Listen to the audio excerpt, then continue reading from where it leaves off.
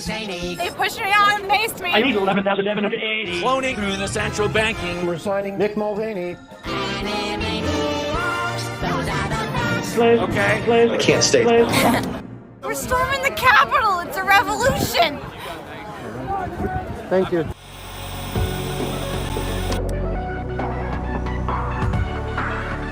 Welcome to Queen Pib on Twitch, where your time is well wasted. Here we play the games of the 80s, the games of the 90s, the games of the aughts, and occasionally the games of the beyond. And now, your host, who totally isn't doing their own intro, Patricia Inga Bogart.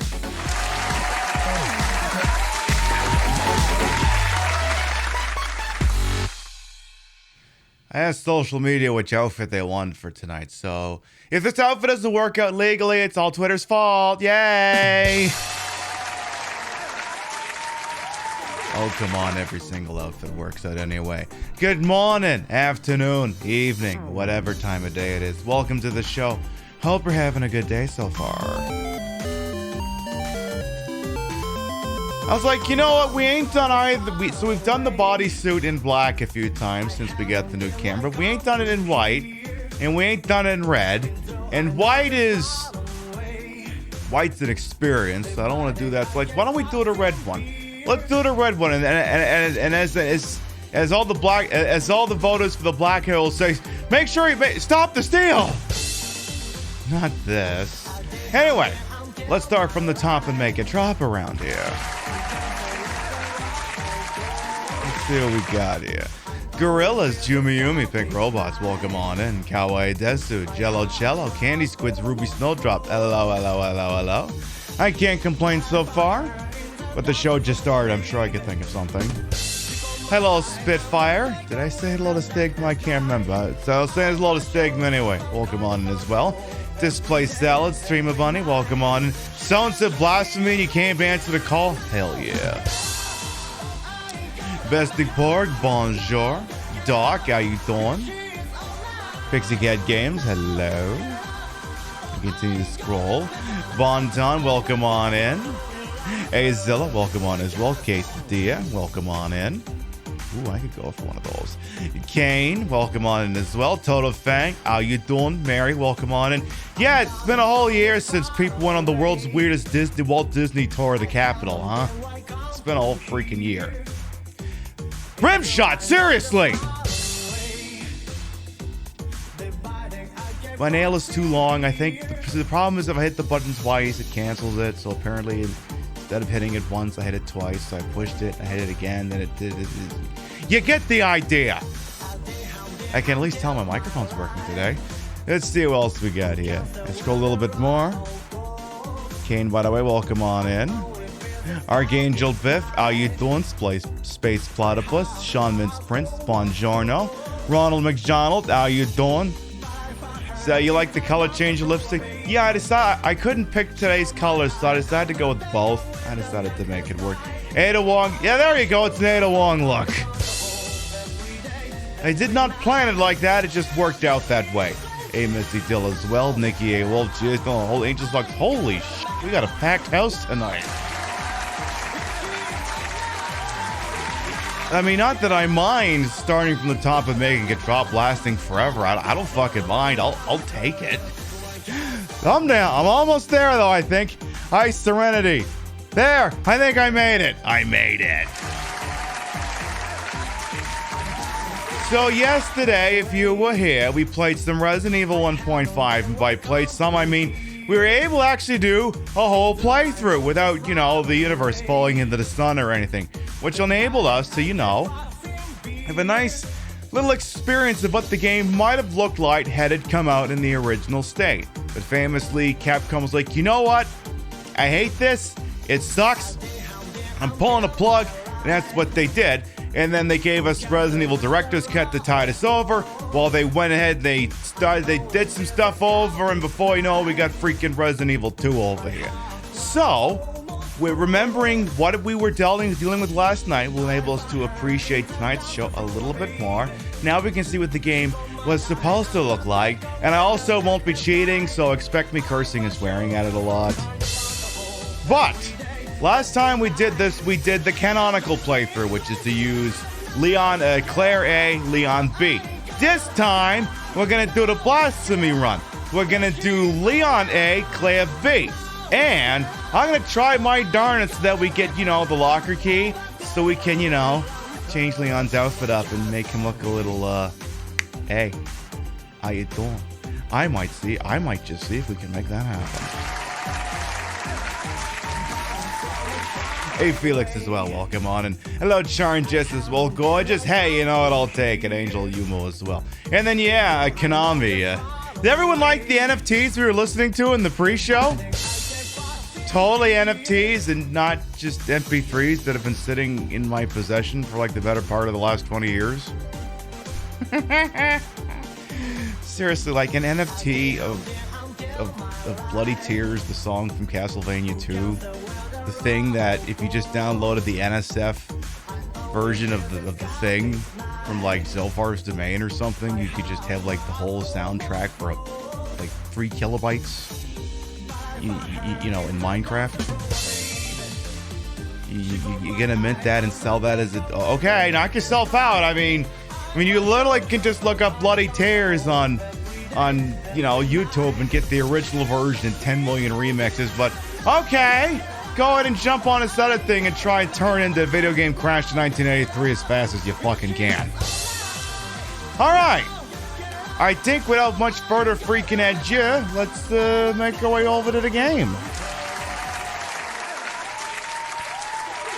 Now remember, if we're playing a PlayStation 1 game using an original PlayStation 1, we cannot legally start the program until I let you listen to this.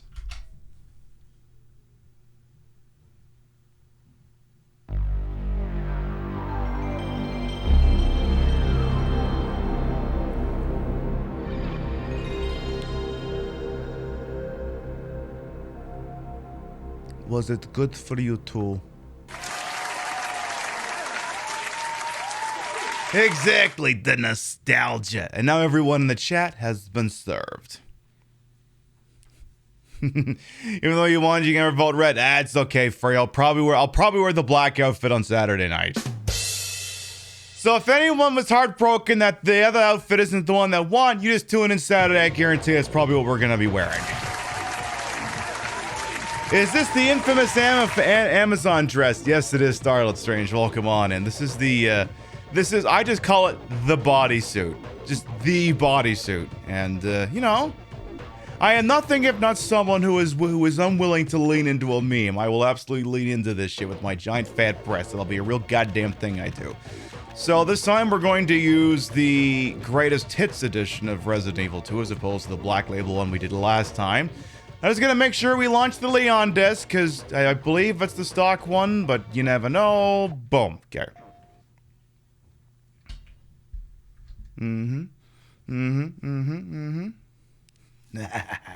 Anyway, for anyone around here who you might be new here, maybe this is your first time wandering in and you're wondering what the f***'s going on. This person right here, me, specifically, I am Queen Pib, Patricia Inga Bogart.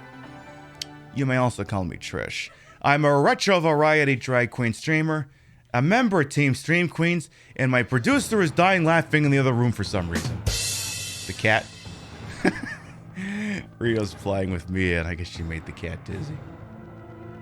Right, there's usually something else I do as part of that read, so give me a second here. Retro Valley Drag Queen, Stream Queen. Right, this is what I'm supposed to reach for the beverage, okay. I forgot to put White Claw in the fridge, so I'm doing more of the old, the seasonal Bud Lights, because I didn't finish those. Oh.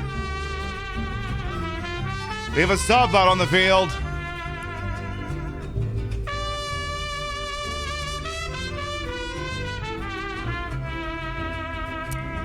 Perlans! Pinby Rio. Mia and Rio are definitely hanging out right now. Rimshot! Seriously! Thank you to 14-month resub. Welcome back. Well, it's official. My middle fingernail is too long. My fingerings are all fucked up. I can't finger anything for shit anymore. Hello. Exactly, a time here is well hydrated. Exactly, music by Time At and WG Punk Rocker. And Eclipsing Moonlight, hello to you as well. Alright, right, time on his channel is well wasted. Cheers.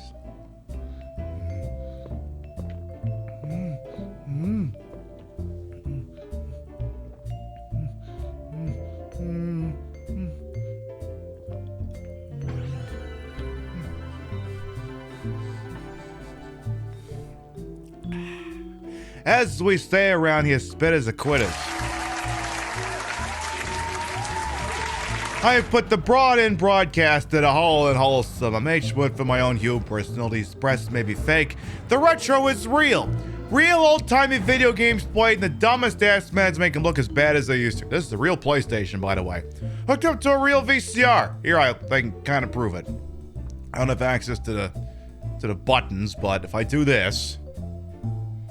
There you go, channel 3. Boom! That's how you know it's legit.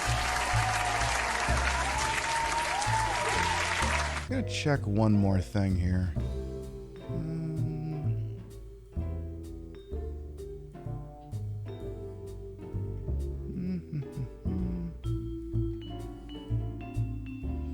Trying to see if I had a BTTV emote go through. It could have been denied. It was kind of a long shot here. Give me 2 seconds, then we'll get going here.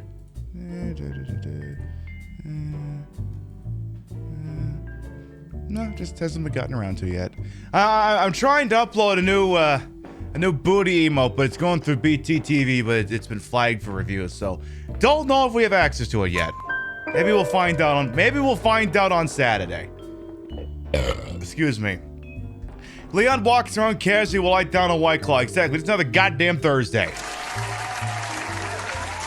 Alright then. Suppose we'll get into this. Hey, hello, Macabre, Cursed Sunlight as well. Buongiorno. Welcome on in. Alright. So I'm pretty sure I don't want the arranged mode, because that's just the rookie mode. Give me...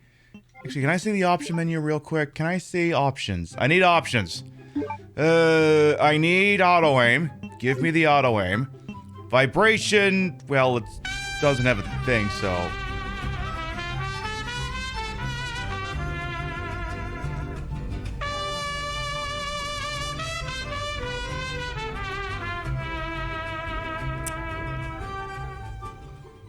Damn lips. I know how very Queen Amidala of me. Spared Terror Bear, thank you a 13-month resub as well. Welcome back. Your bits, rates, and subs is his channel. Never required, always appreciated. Ooh, monitor adjust. For best picture, please adjust the brightness of your monitor so the color bar below the red line is not visible. Alright, let me actually dither with that here. Let's do that here. Hang on, let me reset everything back to stock here. Give me a second. Let's make sure here. Gotta make sure everything's above board, so let's see here. Oh, that's no good. Oh my goodness, now I can't see one color above the line. That would be horrible. I better turn the brightness of my television up, excuse me. There we go. Just about. Perfect, that'll do it. Beautiful. Now I'll be able to see everything and there won't be any signal degradation. Love that for us. Alright, now then, we can begin the goddamn game. Alright, Ben freaking Bertolucci, send us on our way.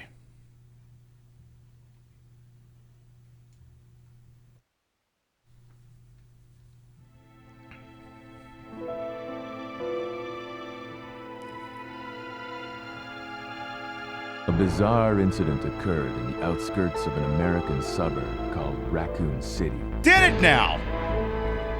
It was later revealed that the terrible disaster had been caused by the T virus. What's that? A mutagenic toxin created by the international enterprise Umbrella Incorporated. Who's that? For use in bioweapon experiments. What's that?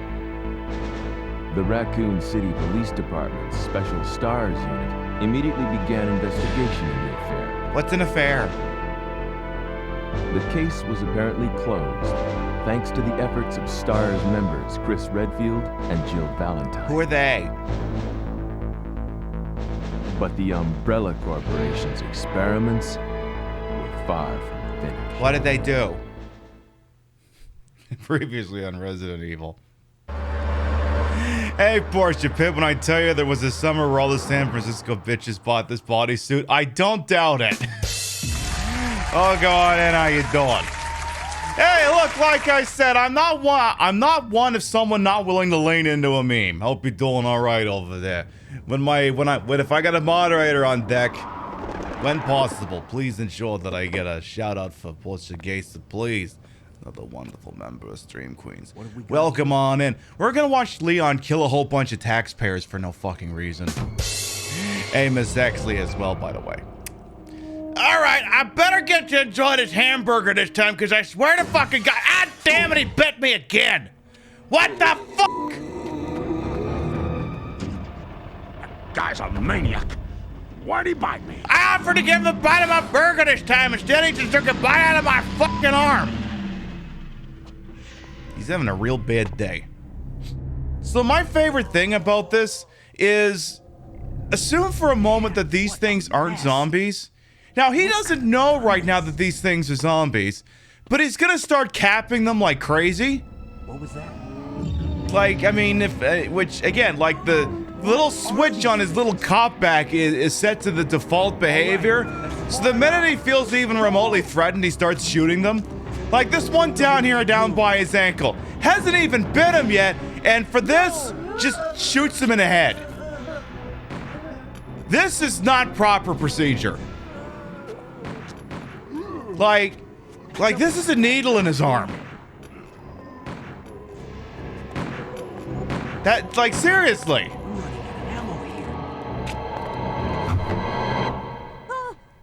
Wait, don't shoot. Get down. Like, I'm amazed that he figured out these are zombies so quickly. Head to the police station. It'll be a lot safer. Cause like I said, he's shot at least 5 people right now. He doesn't know they're zombies. There. They could be confused people from coming up from a Packers game or something. Okay. That could be what's happening. We don't know.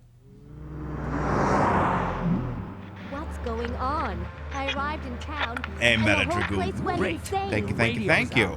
You're a cop, right? Yeah. First day on the job. Great. Look, huh? just because it's your Safely first day on the job doesn't mean you get 5 free kills, okay? Claire Redfield. That's not the way it works. You don't just get to kill the taxpayers like that.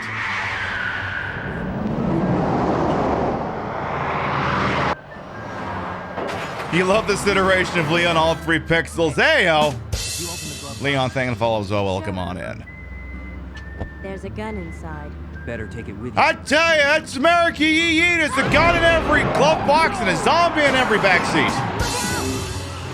I love how he's gonna make the world's dumbest 180 Yui right here. Then a zombie gets ejected out the back because now Leon's the one who's got to go out the left side. Still in one But if you piece. play it as Claire, then they just crash into it head on instead. Maniac's gonna ram us. Continuity! Run.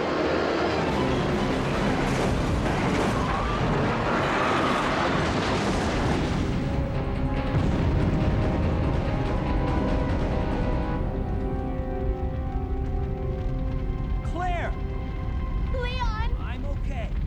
Head to the station. I'll meet you there. Okay. Where you can report me for all the massive amounts of homicides I just committed. So yeah, that zombie looked just like, oh, that's what it is. See, it's an NFT thing. It's an NFT thing. See, Leon's the original, and he's convinced everyone else is a right clicker. That's what it is. It's one of those fucking things. So, if we want to access the special key to get different outfits for Leon, we need to get to the RPD without picking up any items. This is gonna suck. But we'll see what we can do. That was a bad hit for me to take just there. By the way, in case anyone's wondering, well, actually I don't think I put it in the title here. If anyone's wondering why the game looks the way it does, it's our specially patented technology called PiBvision. A unique combination of hardware and peripherals designed to make the games look as bad as they used to. Which is why it looks like an old fuzzy VCR playing a goddamn Star Wars on it or something. I got a story for that later, but we'll get there first. Hey, Spectres, well, I know I've unwittingly done an Ada Wong look. I didn't even mean to do it. Freeze! Oh, hi. Who are you? What are you doing here? Hold your fire! I'm a human! Whoa, sorry about that, babe. I thought you were one of them. Sorry about that. I thought you were one of them. What's going on in this town? I gotta say, it's not nearly as creepy when he locks Leon in here. I don't have a clue. By the time I noticed something was wrong, the entire city was infested with zombies. See, Super Nintendo over here has got two stock positions. He's got, hey girly, come on in here, and then see, so again, Kendo, totally not preparing a bit here. Totally not preparing a bit here. So, Kendo over here's got two programs, either horrible, creepy, sexist person who would probably do bad things to Claire on a long enough timeline, or someone who's just all in for the police so bad that, Oh, look at you. You bought yourself a police car. Ooh. I'm so frickin' impressed. Uh-oh, looks like the police are behind me. Why did you do it? Oh, yeah, I know they're real cheap. A police officer, less than $2,000. There's only one reason why you buy the P-71 Interceptor. It's because you want to look like a cop. It's because you want to look like a cop. It's because you want to look like a cop. It's because you want to look like a cop. You want to look like a cop. You like it, you like it, you like it, you like it, you like it. Oh, no, I see. No, you see, it's a really nice car, and they really built them well. If it was such a nice car, you would have bought the town car. That's what you would have bought. You would have bought the town car because it's more comfortable. You get airbag suspension. Yes, they're quick-ish. You know, forget everything about the Blues Brothers. It's not a magical car. Oh, cop engine, cop shocks. There's hardly any difference between this Panther body and the civilian version. In fact, this car handles worse because it's like an inch or two higher. They build cop cars an inch or two higher so you can drive over curbs and not hit the oil pan. Oh, P-71 Crown Interceptor. Yeah, this is for the guy who open carries at his cousin's bar mitzvah. I drive a police interceptor. I'm a community enforcement volunteer. Look at me. I bought 3 CB antennas and I put them on the back. People think I'm a cop. When I drive, everybody slows down. I love myself. This is the only way I feel like a man. God, drive a P-71. Oh, and when I drive a P-71 Interceptor, I wear dark clothes and I wear sunglasses. People think I'm a cop. People think I'm a cop. People think I'm a cop. I could go on, but that's basically Kendo's other programming. He's one of these all-in back the blue, one of these back the blue babies. You know, I'm a community enforcement volunteer. I'm gonna help this police officer in this time of need. That's what the hell's going on here. But you should be safe inside here. I'm keeping a close eye on things. So, question. Like, actual question here, Super Nintendo. So this gun store that you sell guns in, did you put security glass up by any chance? Because I feel like if I were the sort of person who operated a gun store, I probably wouldn't have 2 or 3 giant panes of easily shatterable glass separating the outside of the store from the inside of the store. I don't know. Look, it's your store. You run it however the hell you want to do it. But to me, this is just not a decision I would make. It's not a decision I think I would make. I don't know. Again, look, if it's just me, I'll shut up. Little does Kendall know the officer in question is his first. They didn't swarm me. Exactly, I'm not even a cop yet. People think I'm a cop. People think I'm a cop. He's not even officially a police officer yet. So, we're not picking up anything because we want the key. We're just going to leave. So... Hello, Dyson. Welcome on in.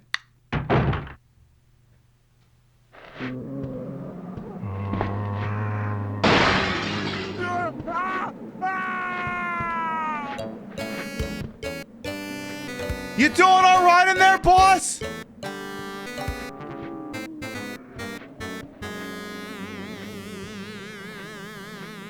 I'm sure he's fine. I'm sure he'll be just fine. So yeah, getting through this without picking up any items is gonna be kind of a pain in the butt. So it means I can't pick up any of those bullets back there. And I mean, I'll try capping one of these guys. Ah, damn it. And then, can we, sir? Could you? Damn it. Whatever. Okay, Leon, you better get through here. Don't let the next one hit you. Seriously, don't let that happen. Thank you. Hey, hello, Bear, as well. Welcome on in. So again, we're just going over here. Now, traditionally, when I play this game on this channel, I cheat. Like, wild. I'm going to try to not do that. I'm going to try to not cheat. So all the cheating we did yesterday when we were playing Resident Evil 1.5, we're going to not do that this evening.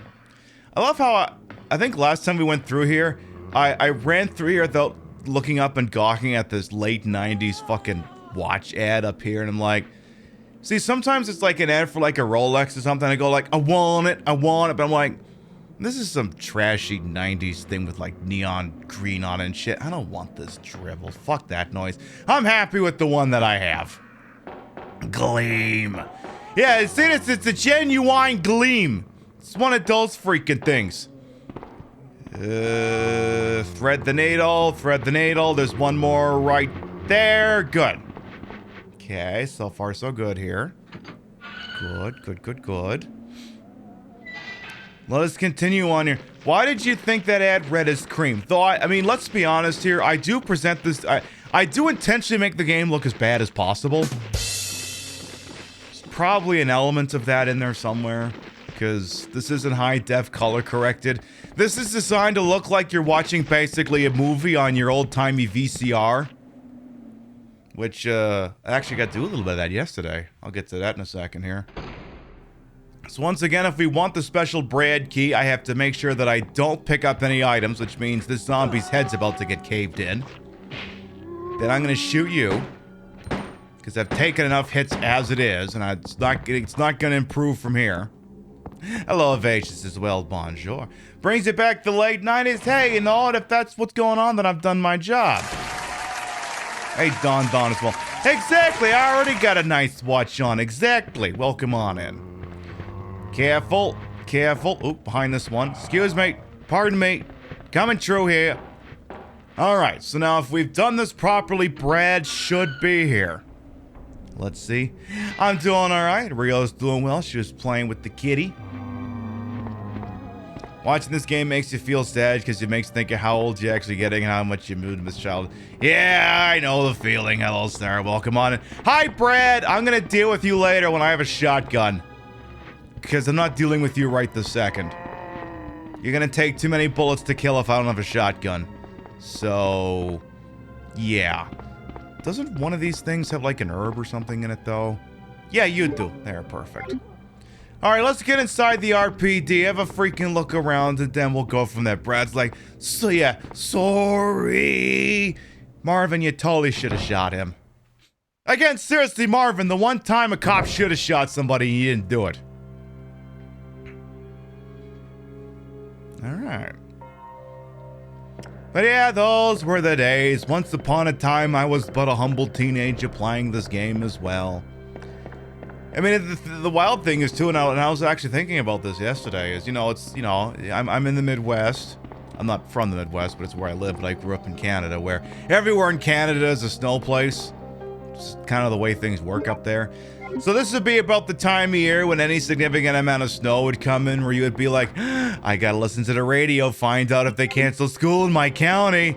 And of course, nowadays, if you told me that shit's all fucked up, I don't have to go to work, I would just go, great, and then just go right the fuck back to sleep. But as a kid, oh, no, you got up at 6 o'clock in the morning, you set the radio real freaking early. Then you listen. When you got the good news, you immediately turn on the PlayStation and started playing Parasite Eve. you immediately started doing that without fail. Those are the rules. Now I don't get to do that anymore because I'm a fucking adult and I have to go to work. It's bullshit. Hey, listen to Kid Base. Welcome on in both to you as well. Hey, Brad, how you doing? You okay? Oh, man. Who are you? Oh, you must be the new guy. Leon. Sorry, but it looks like your party has been canceled. What happened? About 2 months ago, there was this incident involving zombies in a mansion located in the outskirts of this city. Chris and the other STARS members discovered that Umbrella was behind everything. They risked their lives to reveal the truth, but no one believed them. Not long after that, all this started to happen. Hang in there. Don't worry about me. Just rescue the survivors in the other rooms.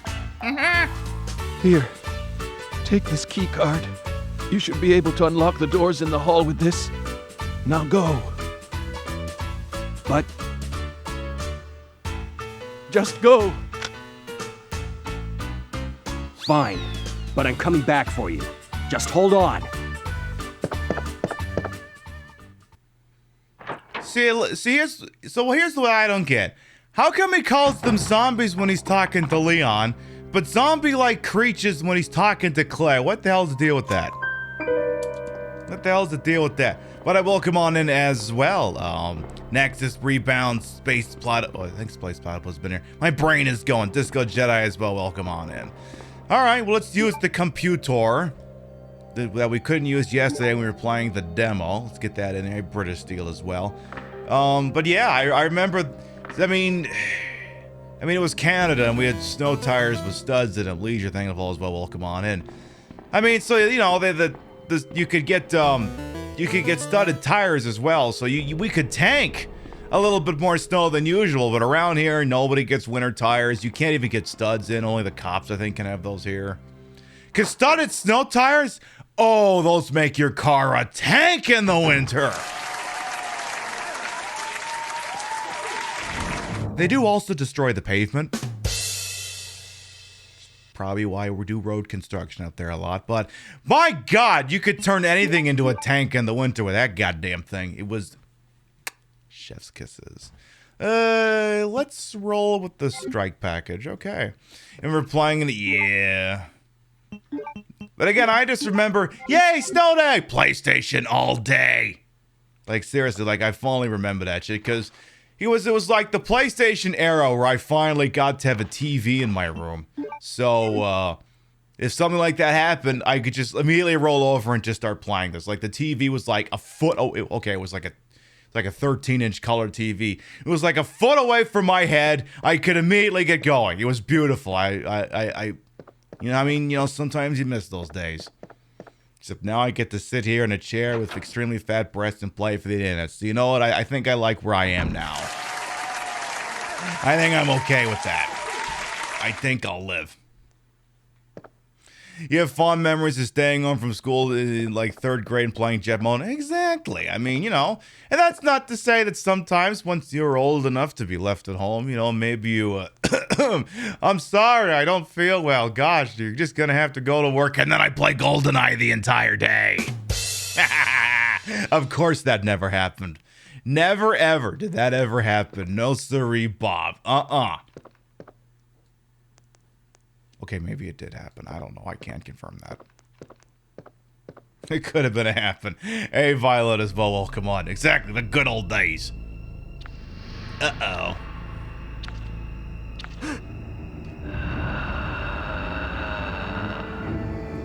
Oh, boy.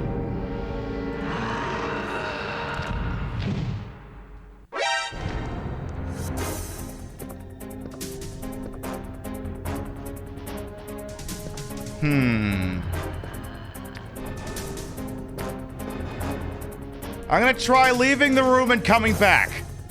If you don't run, he can't hear you. I want to see if I can sneak around the liquor without having to shoot it. Alright. So we're gonna go back to sneaking status over here. You love it? Oh boy, yeah, me too. Your sister used to go to extra mile, leave warm, wash regs on your Fords to fake it. Now that's dedication. Now that's smart. That's very smart. Was that idle animation twerking? It could have been. When am I?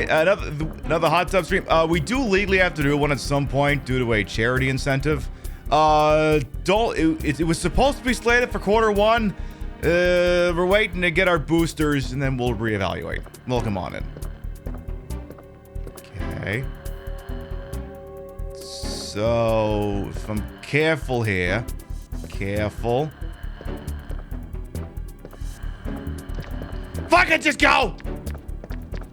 Okay. Now let's turn around and go back so we can get that little piece of herb there. So turn around and go back. Because now that forces the liquor back up into the ceiling, I believe.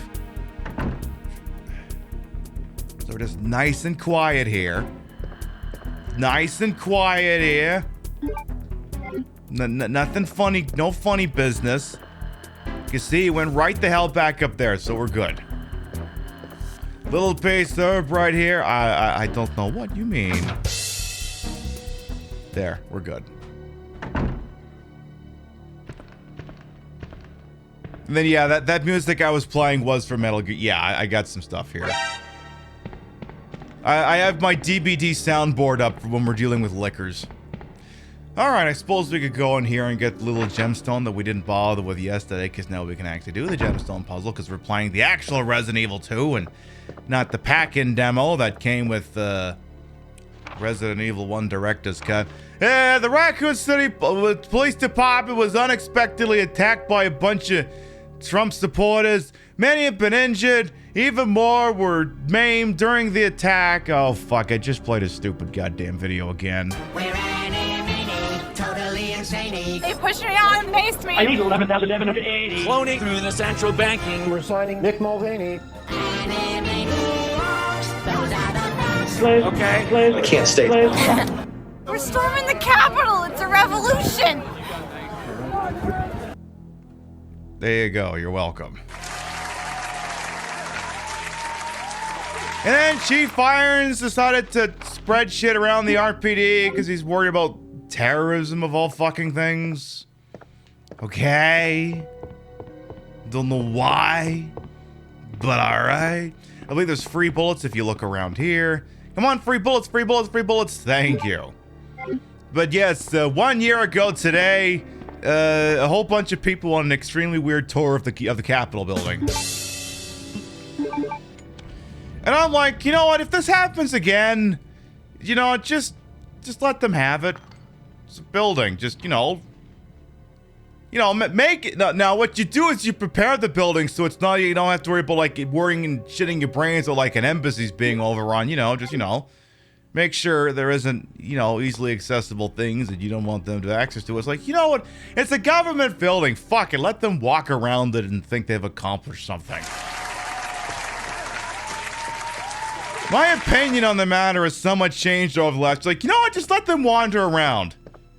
Who gives a shit? This taking an extremely weird impromptu tour, I suppose. So, you know, that's the thing. It's like, if you want to confuse people, just declare peace. Like, oh shit, what? Why they let us in here? What's the deal? What's going on? You know, that sort of thing. So, at least that's what I think.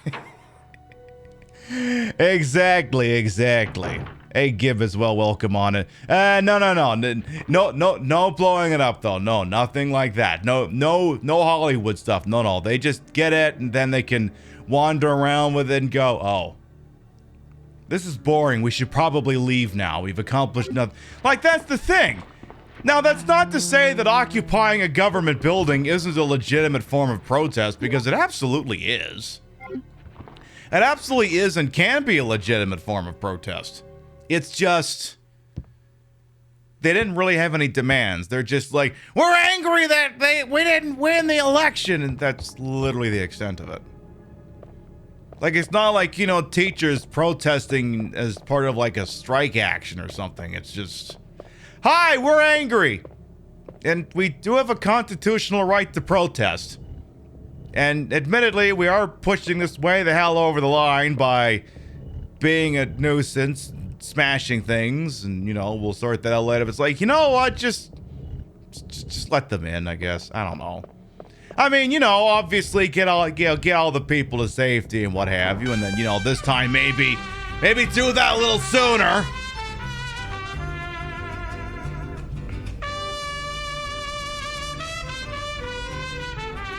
Pretty much, Mary. Itchy. Tasty. Maku, thank you for a 14-month resub with your Prime Gaming. Thank you. Yeah, you're right. The teachers don't carry... Well, of course the teachers don't carry zip ties. They don't get paid enough to have their own supplies. Thank you for that 14-month resub with your Prime Gaming. Thank you. So, yeah, of course the teachers don't have zip ties. They don't have money for supplies. That's why they protest. They'd be like, okay, we're going on a field trip. We need everyone to bring zip ties. I can't afford them. What we need them for? The buddy system so the kids don't get separated. You just zip tie one kid to the other, I guess. That's the story I'm going with. Anyway, that was a year ago, and they decided to commemorate it on the little ceremony they did inside the Capitol building by having the cast of, and I'm not making this up. You know the musical Hamilton?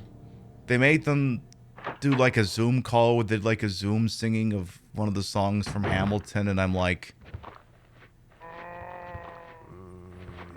this is so cringe and almost posthumously justifies the entire thing. This is the most cringe thing in the history of anything ever. Like, you do realize that, like, that's not gonna stop it from happening again. It's not going to. Like, you don't wanna, I don't know, work to improve people's material needs. You're just gonna just pull out fucking Hamilton and just try to shame people. It's like, this isn't how it works. God, you people are the worst. Ugh. All right, let's see if I'm getting a shotgun or a magnum. I'm always getting a shotgun here. You have no choice in the matter. So I don't remember if Leon meets Claire here or in the next room. I think it's... I can't remember in this situation. But now we have the shotgun. Now we can go say hello to Brad. That'll be a real thing we can do. Should be in here. Okay, that works. Several files, some cast. All right, there's the first aid spray. Good. Probably should have binned the. Actually, here's the deal. We're actually not gonna meet Claire yet, cause I don't have the inventory space to pick that thing up. I mean, maybe Claire still comes in here, but oh, okay, she does. Leon. Hi, Elsa. I mean, Claire. It's good to see you're still among the living. It looks like we're not gonna find your brother here after all. He went to Europe and didn't tell you. But I wonder why he didn't bother doing that. He did touch your Bob. There's no reason for us to stay any longer than necessary. Let's split up, look for any survivors, and get out of here. Right. One last thing. Here's a radio. Take it. That way we can keep in touch if anything happens. So, this could have been solved with a phone call. So here's my question. When Claire and Chris eventually met back up in Code Veronica, I can't remember. Like, I can't remember exactly what she says, but I guarantee you she should have said, you know, you could have called me when you said you were leaving town. Do you have any idea how much grief you would have saved if you had actually fucking done that? Would have made life so much better. Also, please don't get munched there, thank you. So, I want to go back to the item box so we can get stuff to do things. So, this is going to take me a hot second over here. You know, when you were a kid, you're always taken aback by how expressive the NPCs are with hands. Exactly. If it's a PlayStation 1 game, if my hands aren't moving, I'm not actually speaking in a cutscene. I'm not speaking in a cutscene if I'm not wildly gyrating my arms around like I'm Ricky Bobby with no fucking idea with what I'm supposed to do with them. If I'm not doing that, then am I really talking? Of course I'm not. The Power Rangers thing. Exactly. It's the Power Rangers thing. Alright, do I want to shoddy this, or let's see here, decisions. I mean, if I could get the three of you to stand near each other, I could shoddy this. Come on. Oh, shit! I won't say no to getting 3 birds stoned at once. Hell yeah. Hey, you know what? Sometimes I'm good at this. Only sometimes. Not always and generally never, but sometimes I'm actually good at this. I'm gonna bin the shoddy just for now, because we are gonna have to go back that way anyway. I'm gonna bin the shoddy. I believe there should be a first aid spray up in here. Oh no, just bullets. I mean, you know, bullets are good. Yeah, I might be okay at this game. It's possible. I might have acquired a modicum of goodness at some point in the last 20 fucking years of playing this video game. It might have happened. I don't know, maybe. You gonna get the key for Brad? Yeah, we do have to do that too. I just needed the shotgun in order to facilitate that. Because if I don't have the shotgun, it's not happening.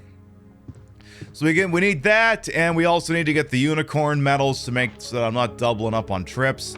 Blah, blah, blah. Sewers. We gotta get into the sewers. Yabbity, blee, blee, blah, blah, blah. Alright. Now we can wander back up there, get the doohickey, and make our way back to the freaking outside. So, one thing... Oh, actually, before I do that, hold that thought for a second. I should bin these green herb as well. Let's do that as well. Let's get these binned. Put them in inventory, because if I just leave them there, they hold no value. But if I bin them, then, you know, I can have them anywhere. So, as I was saying earlier, one thing... we have 2 CRTs now. We used to have just the one CRT television. Now we have 2. The second one I got is a combination DVD VCR built into the TV, which is a 20-inch flat screen CRT. It's very nice. The other one, which looks like a microwave, and people like to call it a microwave, I don't think the VCR in it actually works. I think it's all frigged up. So I haven't actually tested it with any tapes. And I was working from home yesterday. Usually today's my work from home day, but it was snowy in Wisconsin, so I decided to switch the two around. So I worked from home yesterday and went into work today, which is why today feels like a Wednesday to me instead of a Thursday. Anyway, I realize I'm sitting in front of this TV the whole goddamn time with a DVD player and a VCR built into it, and I was like, huh, I had an hour left in shift. I mean, you know, I'm getting work done, but you know, there's a TV in front of me. I mean, I think I got the Spaceballs DVD around here somewhere, and I look at the back shelf, and yeah, that's my Spaceballs DVD. It's like, you know what, fuck it. Let's get the Spaceballs DVD out and watch it. Fuck it, let's do it. So I put it in there. I think I get passed through the opening crawl for it. And of course, you know, it's the newer DVD, so it doesn't have the option for full screen and widescreen. It's just widescreen, so it's letterboxed on this puny little TV. And I go, wait a minute. Like 2 years ago, my parents mailed me a box of some of my shit, and it contained my VHS tapes of the Star Wars Original Trilogy Special Editions. And I'm like, oh, wait. Put that in there. So I started watching that instead. Because that was when Lucas started dicking around with it, but DVD still wasn't a thing yet. So they're panning scans of the of the original trilogy, and the CG looks just as bad on VHS. I can confirm. It looks just as bad. But it also looks, because that's the thing. Like, I've been slowly engineering this setup here to try and create a visual presentation that looks as close to watching it on an old-timey television as I could possibly muster. And I think I've got it just about there, just about. The only thing more is if I could add like VHS static to it or something, and I'm not ruling that out in the future. But the one thing I forgot about, in having not actually done that in a while, is absolute black on a display like that is actually still rather bright. Now, what do I mean by that? I can tell you. So, over here, what's going on? So, if we look over here, for example, at the sidebar, you see where it says the Trish station, the Trish station, and it's all, it's the black on it is just absolute black. It's 0000000 in hex. That is the lowest, darkest color that is on this physical screen that you're seeing right here. Now then, if we go over here to monitor adjust, you will see that flat black here is not as dark. Like here, let me actually reset the brightness for the capture card here. Give me just a hot second here. So let me give me some silly music here. So let me actually reset what I have the brightness set to here. So if I set this back down, now it matches the banner on the left. So it's the color I'm pointing at right now is the same color that's over on the left side of your screen.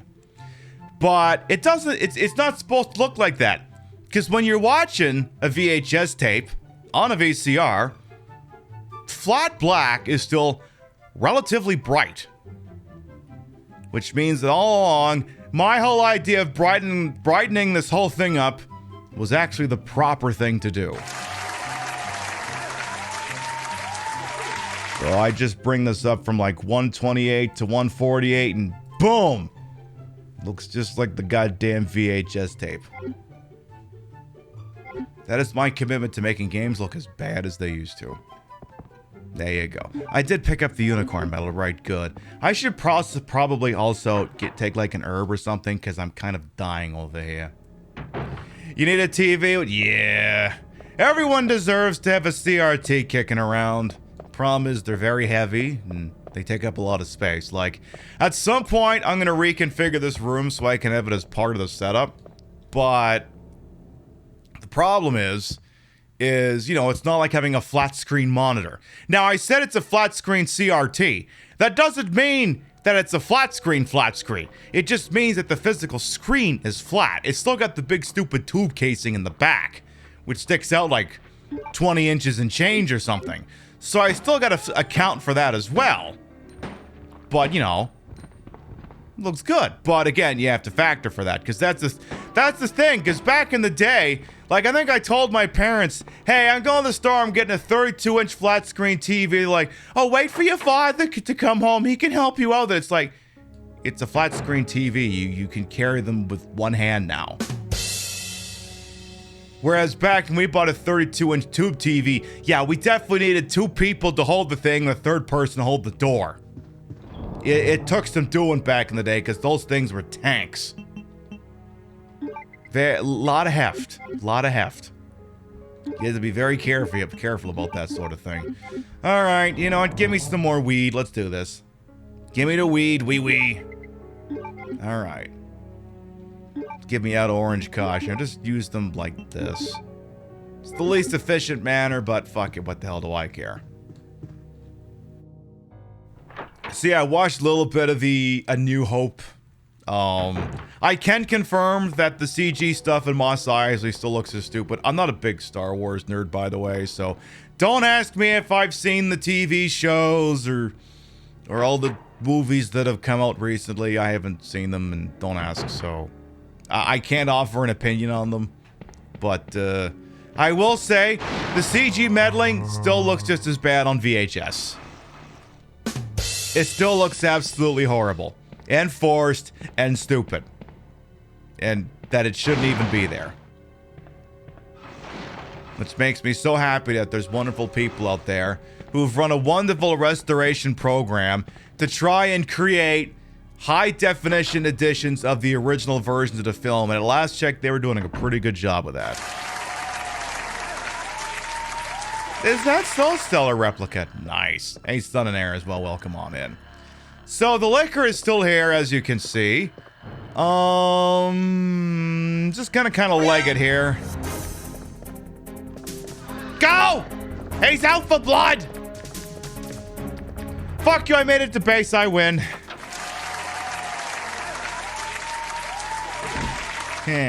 Fuck you. Releases theatrical cuts, I mean... I'm trying to remember if it was, I can't remember if it was a zero punctuation video or something where... It was like one of these ones that, yeah, well, like Yahtzee was saying something to the effect of, imagine being George Lucas and then selling all your things to the Disney Corporation. Now the Disney Corporation's just doing what they're doing to it and just destroying it and wrecking it worse than you already did. It's like, you know what, Lucas? You're the one who decided to start fucking around with the magnum opus. You're the one who's wearing the L on this one. All right, we're going to take the shotty here. You have the VHS box of the original theatrical cuts. Very cool. Nice. Because, yeah, there were quite a few VHS releases before the special editions came around. It's just, you know, they're not, you know, widescreen, so they're, you know, they look like that. Every time you see Green Urban Resident Evil, you giggle. Nice. I believe that, and I love that for you. All right. Oh, Brad. You remember seeing the special editions in the cinema? See, here's the thing. This is how y'all know I'm not really a Star Wars person, more of a Star Trek person. As a kid in the 90s, when they re-released this, when they did the special editions in theaters, we went to go see the Empire Strikes Back, which is universally a pretty good movie.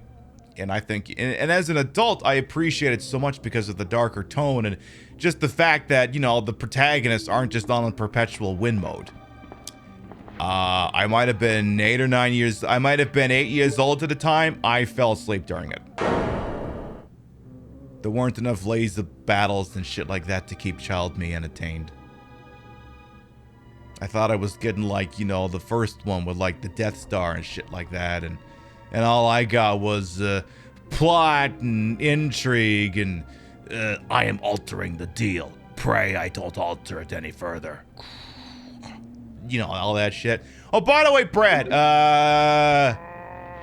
hasta lasagna? Don't get any on ya.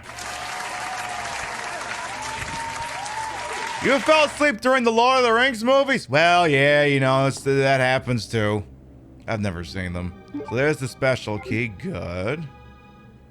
You just love thinking that most of the cast was high on the white liquor during Empire Strikes Back because they. Oh yeah, I mean, honestly, I fucking believe it. They're living their best lives, and I'm not about to stop them. Oh yeah, I think I was trying to see if Brad leaves a note here, but that's only in the N64 edition. Never mind. It's like I'm looking for the note where he's opining for his days in some old time. Like, no, that's the N64 version. You're getting them all mixed up over here. Hey, Helvet as well. Welcome on. And you never saw Star Wars till your friends made you watch the original trilogy in your 20s. They're fine, but yeah. I mean, that's the thing. I'm old enough to remember when admitting you were a Star Wars fan got the piss kicked out of you at school. I'm old enough to remember that. That's obviously not the way it is now because, you know, the 70s generation had it and it was a fad, and us in the 90s started getting into it, and then we became the 18 to 35 demo, and now we're the ones being catered to. But yeah, you used to get the shit kicked out of you if I've been into that because you were a nerd. Obviously nowadays, the Disney corporations figured out how to make money off of us. Like a lot of us. And a lot of money. Because that's the way it is. So. But I'm old enough to remember Star Wars, you nerd, shove, or some dumb bullshit like that. Now, I'm not sitting here and condoning that. I'm just stating facts. So they have the spade key here. I'm going to bin the special key and the shoddy for now. I can't remember if the spade key unlocks the door in the liquor room, but we'll give it a quick try here. Just to see what happens. You sold, you actually saw the original trilogy in theaters? Nice. Very nice. Yeah, I mean, that's the thing, Nexus. Those were the days, and now it's much more accepted in society. We've truly come so far. All right, so I don't know if I can cheese through this door here. Oh shit, I can. Okay. Probably gonna be a slight headache when I get out of here, though. Slight. I think there's a couple of items strewn about in here, so let's do our due diligence. Patrol report indicating that you found a small amount of C4 from a suspicious individual. That note is actually elaborated on the remake. He's the guy who they lock him up because he had like bomb-making material and he's all paranoid about the forthcoming zombie invasion, which we would come to find out is perfectly justified and being completely on edge about because it actually fucking happened. But, you know, at the time, like, oh, you're just a nut. We're gonna lock you up because, you know, that's what cops do, though. To be honest, I mean, if he did have, you know, bomb-making material, probably should get that away from him before he does something stupid. Probably something like that. You missed the old boy cutscene. Yeah, it's okay, Volkamar. Welcome on, and how you doing? That's okay, you ain't missed too much. So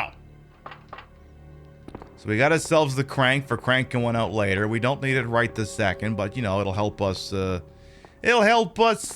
know, crank one out later on in the show. It also helps one thing away from getting that thing out of inventory. So I'm just going to play this now, because I don't know where the liquor is located.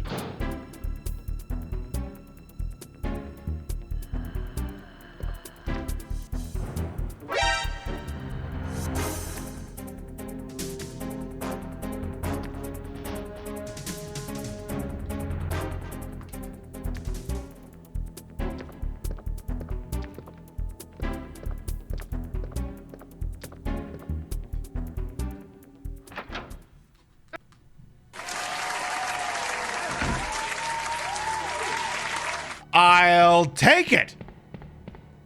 All right, then. Okie dokie. Beautiful. Just beautiful. All right. Yeah, exactly. You do your thing. I'm going literally anywhere else. Literally anywhere else is where I will be going. So now then, we can bin some of these items, and now we can switch out outfits. Hey, Joy, welcome on, and how you doing? Alright then, so chat, you're gonna help me out here. Chat, oh, I don't have that on the soundboard. Okay, I'll just play a different song here. Chat, you're gonna help me out here. I should probably also save the game at some point. I should probably do that. Here's what we're gonna do. I need you to help me pick out an outfit for Leon over here. So we got ourselves a special key. We're gonna use it here. So he's got two outfits. I need you to help me out here. We're gonna try the one on the left first, then the one on the right, and I want you to tell me which one we're gonna go with, okay? So we got this first outfit here. We got Biker Andy over here. He looks like he's ready to shout out at least a couple of slurs. He's got, you know, the usual greatest hits, then he's got some of the really antique ones in the chamber in case someone looks at him funny. He's got that outfit. Then we got another one here. Let's check out this other one here.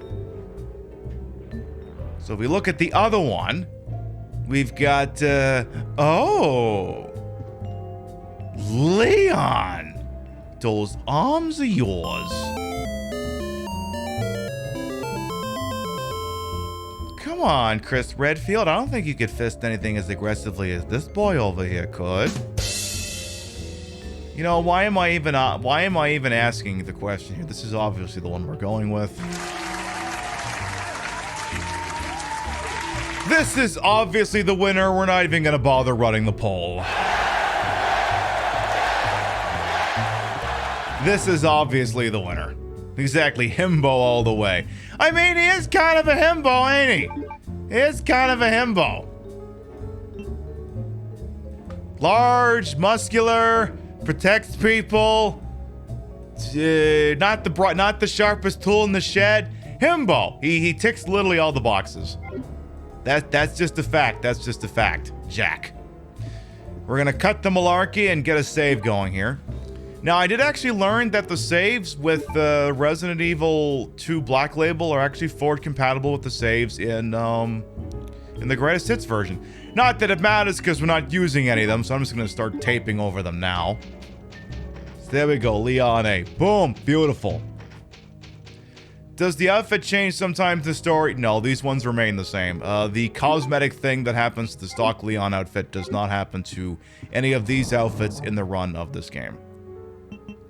So, I think we're gonna roll with this package for now. Make our way up to the second floor, and I can't remember if we meet Sherry here or not. Or if Leon even meets Sherry at all. So that's another thing that happens in this particular playthrough is, Leon, so in the original Resident Evil 2, there is the two playthroughs. They don't call it first run and second run like they do in the remake. They call it the A playthrough and the B playthrough. I'm explaining this in case there's someone in here who has played the remake but not the original. Here, so we are doing what is ostensibly the first run, except it is called A. In this case, it is Leon A. Now, in the remake, the first run and second run for a player play generally similar to whatever it does in both games. So, Leon, has to deal with, Annette Birkin and Mr. X a lot. And then Claire, at some point, Billy Bob Birkin comes over and kind of wrecks Mr. X's shit, However, in the original game, the main antagonist is tied to which run it is. So because this is the A playthrough, Mr. X never makes an appearance. You're completely deprived of him. They played us like a damn fiddle! As far as this playthrough is concerned, he doesn't exist. All we have to contend with is Billy Bob Birkin. I call him Billy Bob Birkin because I think it emasculates him. I don't think he likes it very much. Oh, gosh. Boys, don't let me interrupt.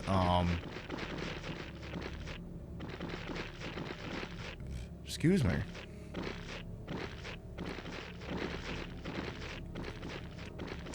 I'll finish this thought in a second here. Excuse me, coming through over here. I'll deal with you guys later.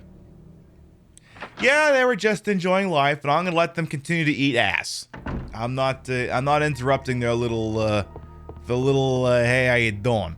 I think there's a red herb in here somewhere. I should definitely get that. Red herb there. Boom. Perfect. Grab it. Get it now. Get it now.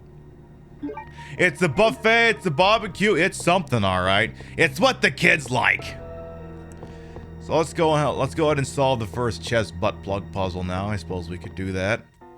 Oh yeah. So in the A playthrough, when you're playing as Claire and you have to contend with Billy Bob Birkin, Sherry gets infected. And then you have to conjure up the vaccine for Sherry in much the same manner that you do in the remake. Now, in the original, little different. So, in Claire A, Sherry gets infected, and then you have to cure her. And then in Leon B, you deal with Mr. X. And to an extent, also, Billy Bob Birkin. But now we are playing the A playthrough as Leon. Leon primarily has to deal with Billy Bob Birkin. Now Leon does not have any direct dealings with Sherry. And if Claire has to primarily deal with Mr. X in the B playthrough, you know what means never happens? What is never going to happen if I play this entire thread line to conclusion? Sherry never gets infected with the G virus. She never gets infected at all. I'm not making this up. Because if she was going to get infected, she'd get infected in the A playthrough. And she's not in the A playthrough. So she doesn't get infected. She doesn't. That's all there is to it. I don't know why you're staring at me like that. I'm just spitting facts over here. It's just the way it is. It's fucked up, I know. Let's see here. I want to say there's something back here. I want to say, or I could be full of shit. I am full of shit. And now I'm gonna have to deal with this. I hate it. Alright, well, he's not dead, but he's not living his best life. Alright, not enough to kill. Just, you know, just knock him down. Who gives a shit? Yeah, I heard there was a VR mod for the remake now. I'm gonna have to tell Trashley about it, because I think Trashley got one of the Oculus Rift 2 things. Which also means I need to look for the Trashley mod where they're playing the Resident Evil 4 VR thing. I gotta look for that sometime. Because Trashley's got the VR headset, and I want to see that. I forgot that it had been a thing until Disco, you mentioned that. I'm gonna need to look that up. Because now I need to see this. Because I'm sure it's a lot of, oh, fuck you. Ah! It's probably like that for like 3 hours. And it'd be sensational. Alright, another save room. Bought a freaking boom. Small key. I already know where we're going to use that. She tried it was buggy to watch. Oh, okay. Alright, then perhaps to be continued. Perhaps to be continued then. But you get the idea. Alright, I'm going to bin the first butt plug for now. I'm going to make a super weed out of these wee. Your RE7's pretty good at PSVR. I wish that would get ported off PSVR. Like, that needs to get put on PC some fucking bad. It shouldn't just be a PlayStation exclusive. That should just be on everything now. Like, I make the rules, and I've decided that this is the rule. I make the rules, me specifically, and it's the rule now. It's the way shit works. Because I'm in charge now. Me. Yeah. Also, let's get this ink ribbon into inventory here. Hey, Jody Festa as well, by the way. Oh, yeah, you're here. Mwah. So I put a sphere onto doing RE4 in VR, and she was dual-wielding a pistol and a machine pistol. Nice. Like, I heard, like, one of the things about it that's very weird is you can move around so much more fluently than Leon could back then, because, you know, it's VR, and, you know, you just look around and go pop, pop, pop, pop, pop, pop, pop. However, the problem is when you're escorting Captain What's-Her-Name around, she doesn't move quite as swiftly. And I believe this does occasionally cause problems. Where, you know, she's not keeping pace with Leon nearly as nicely. So you gotta wait for her, or else she's gonna get kidnapped. Here's the note that says, Brian Irons is kind of a super duper bad vibes person. Very bad vibes person. I always thought it's some weird that Leon never got to meet Chief Irons. I always thought that was so bizarre. Just like, he's gotta, how else are you gonna learn that Brian Irons, that his boss would have actually been a massive prick? Is this still on fire? Oh, yeah, that's still on fire. Well, so much for that. Excuse me, I'm gonna actually go back in here now. I'm gonna do that. Exactly, Irons has got better things to do, like, apparently whack the mayor's daughter and I don't know what, I'm not sure where the game never actually says where the body went after that, does it? It never actually says that. I kind of want to go get the handgun parts. Kind of want to do that. So I will.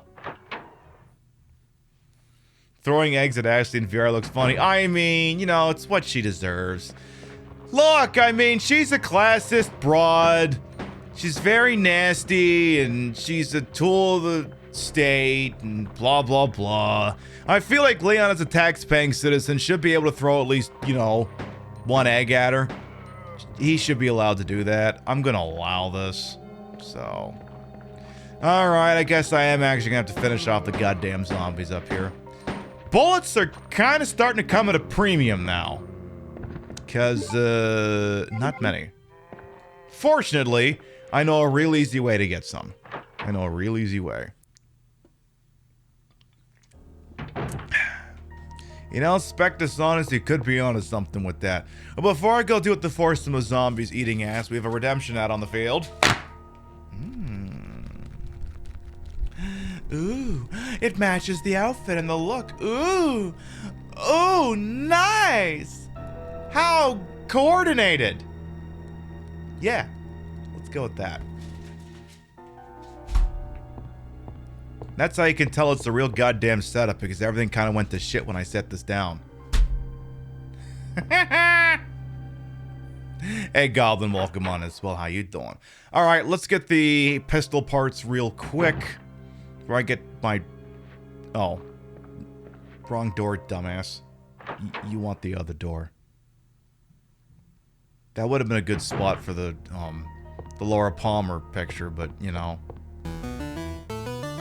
Violet, by the way, thank you for the follow. Welcome on in. So, grab that, and then if I don't find any more bullets, at least I can get bullets the old friggin' fashioned way. He just won't be able to hold his gun sideways anymore, but you know, it's kind of irresponsible for him to be holding the gun sideways like that anyway. Like, can you even hit anything when you're one-fisting a gun like that? Accurately? Reliably? Like, is that even a thing you can do?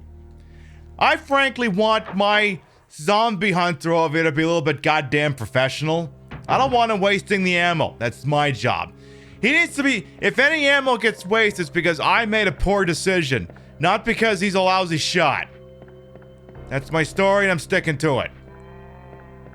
God, there's gonna be one more fucking zombie up here, isn't there? Ah, fuck me. Now, you better be dead, right? You are not dead.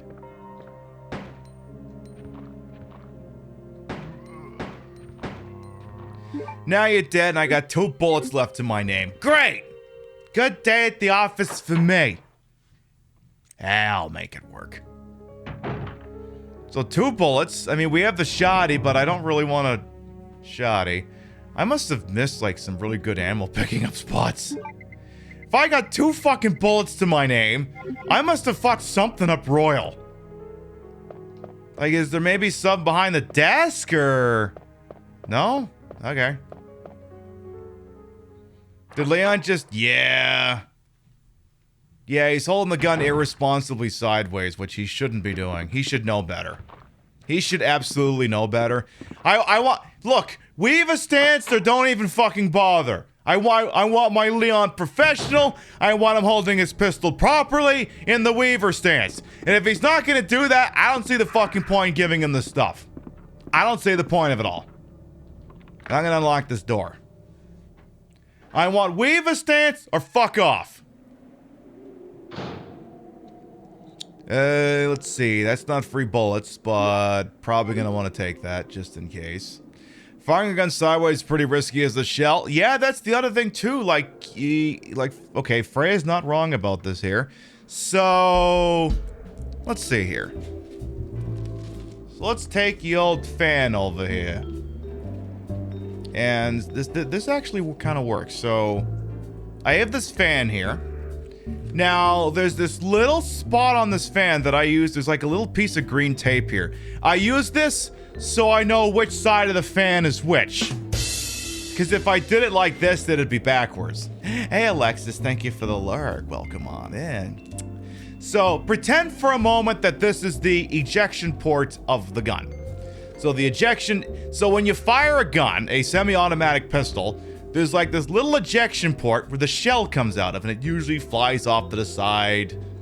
I don't know which one, but the problem is you start turning the gun, and now the ejection port is pointing in a different, is not pointing where it would be normally pointing. So it could hit the person next to you. It could hit you if you're not careful. Like, most of these things, I believe, are designed assuming that the person using them is right-handed, so I want to say they eject to the... You know, I can't remember. And I'm not pulling a replica firearm out in a hot program to test that theory. But suffice to say, Freya is indeed onto something with that. You are very much onto something with that. It's not something I would personally recommend for responsible firearm usage. If you're gonna carry around if you're gonna carry around a murder dildo like that, you best use the goddamn thing responsibly. For Christ's sake. And make sure you don't point at all these crows, because, you know, it would, you know. Because there's a lot of them, and they're kind of just trying to vibe, and you kind of don't want to, you know, upset their vibe. They'll be very upset with you if you upset the vibe, so.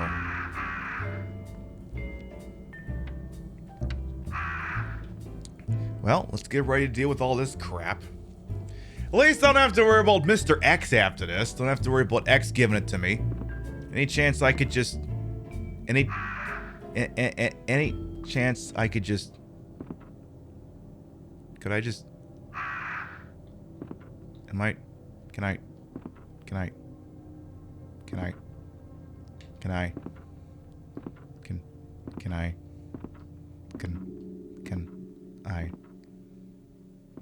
Any chance that you're not gonna... Is there any chance if I do this nice and quiet, you're not gonna come, you know, shoot through the glass or something? Any chance of that at all? Hey, Xeno babes. Any chance? Damn it, son of a bitch! Go! Go! We listened to 3 songs at once because I smashed too many buttons. Anyway. Alright. So we gotta put out the fires. We gotta get the thingy because the helicopter's on fire because helicopter got shot down because this other cop was being a fucking knob. Anyway. I gotta put out the fire or else I don't get to do a thingy with the gemstones. So you're gonna see a bunch of zombies down here. Try to just run around them. Don't actually shoot them. Because when you're done down here, you're never coming back, so... If you can get around them without engaging them, you'll save all kinds of ammo. Because again, you're never coming back down here after this, if you do this properly. So there's no reason to engage any of those zombies. Boom. Alright. Now then! What have we got going on in here? Nothing special, doesn't appear to be used much. Gosh, that's the door. I wonder if I should see what's in this. Don't open that door. Don't do it. You're tempted, but don't do it. Do not do it. Do not open that door. Don't do it. Take the valve handle. Take those bullets. You want those bullets, obviously. Take the bullets. Take the ink ribbon. Leave the cannoli.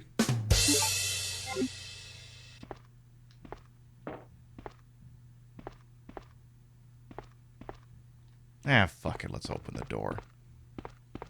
I was expecting them to make the weird brushing up to the door noise they make in a B game, but they didn't do that. Oh my god! Oh my god! Oh my, no. Oh my goodness, no. No, I refuse. I'm not doing it. Nope. Nope, not happening. Nope, no way, no how. Nope! Nope! Alright. We'll put out the fire. Bada bing, bada boom. I'll be able to put the gemstones in a thingy, and we'll never have to worry about these goddamn zombies again. So what else we got going on here? Yeah, the lady said, go home.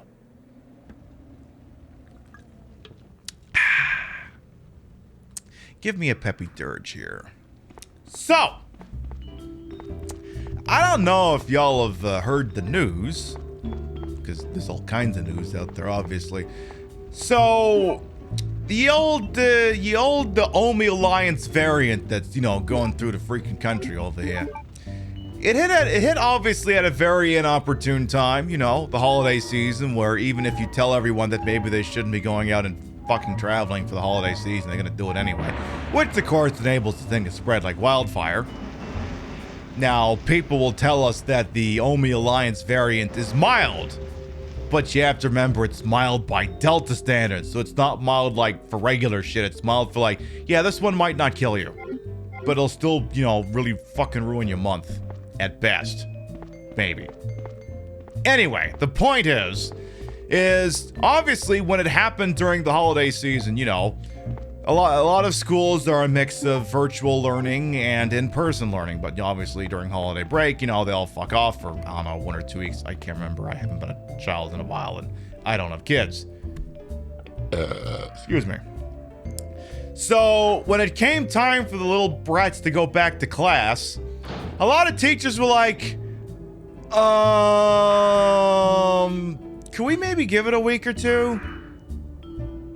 There's this very transmissible thing going on, and we kind of don't want to deal with it.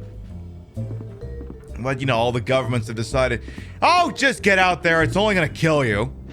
They've all just decided that, you know, everyone needs to get the fuck back to work. 2021 was reasonable precautions and hope and shit, and 2022 is get the fuck back to work, boss.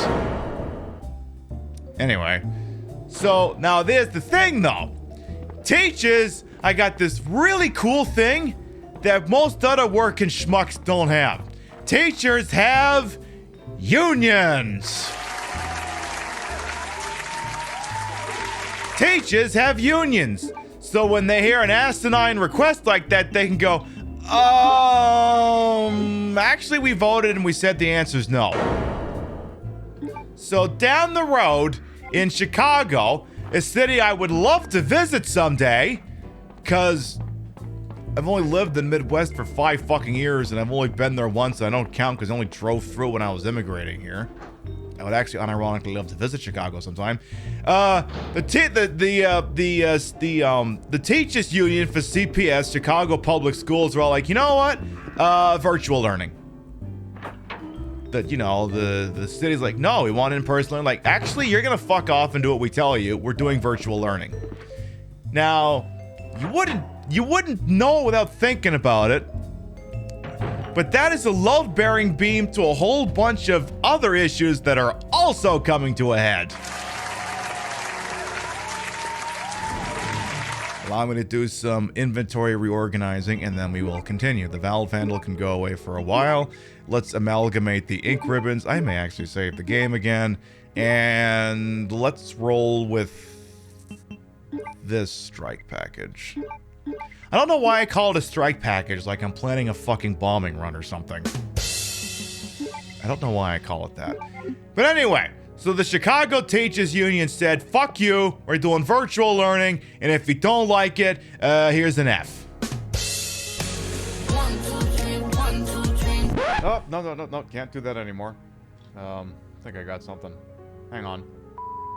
That's tomorrow, and that is it for us today. Okay, I don't know what that is. Never seen that. Okay. That's tomorrow, and that is it. Take it away. Okay. That's tomorrow, and we will leave you with a. I can't do it. We'll do it live. We'll do it live. I can't read it to end the show. Yeah. Thing sucks. All right, go. I'll write it, and we'll do it live. Thing sucks. Sarabium, thank you for the 1,000 not like this biddies. You didn't have to do that. Thank you.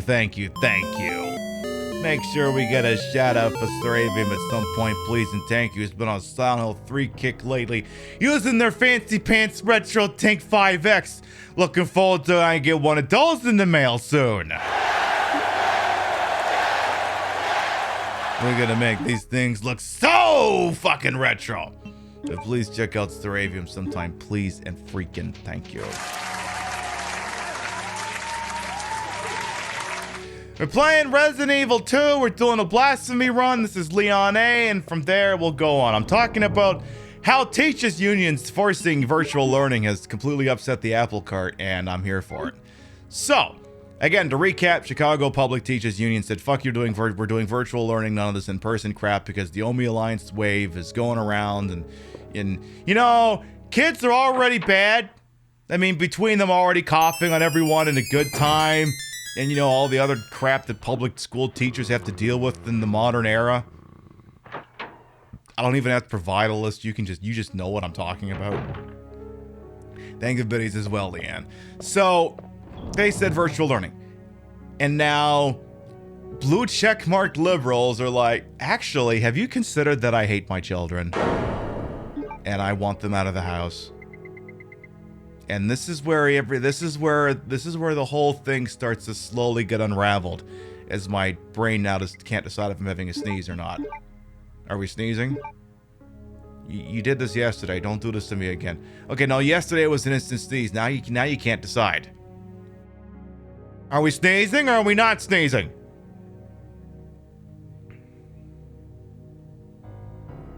I guess we're not. Well, okay, we still haven't decided yet. There's still something in the chamber, but it doesn't know if it wants to go off or not. Okay, I'm going to operate on the assumption that that's not going to be a sneeze. Anyway.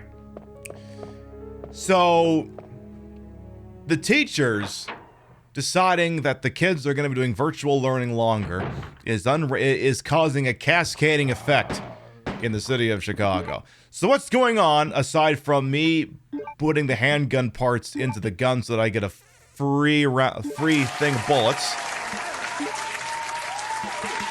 which is very nice because I just got 18 free bullets. Hey, Leisurely Gaming, welcome on in as well. So, a lot of workplace like, yeah, get the fuck in here because we want you in the office because we're incapable of, managing remotely, because managing people remotely requires a different skill set, and it requires a lot of empathy and understanding, which manages having empathy and understanding. If you had that, you wouldn't want to be a manager, seriously. I mean, that's not to say that all managers are bad, but the good ones are the exception. Anyway, so it means that all of a sudden, everyone who's governed by the CPS system has to go ahead and, arrange childcare arrangements. Because that's the other thing, too. A lot of these remote working things, like, you gotta have a childcare situation sorted out, or you're gonna have to figure out hours, because we're not letting you look after your shit-nosed kids and work at the same time. It'll stifle your productivity or some bullshit like that. So the parents are pissed off.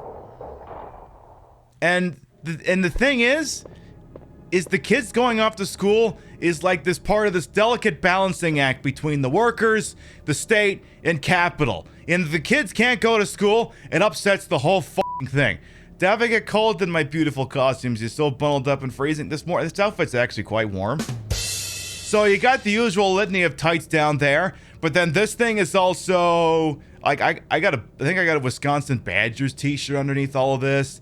Then there's a tank top, the boobs, the bodysuit. It's actually quite warm. It's really showing that schools for kids is really more important as childcare, so parents can work out that. Exactly. That you're onto something with that, Kim Bass. Exactly.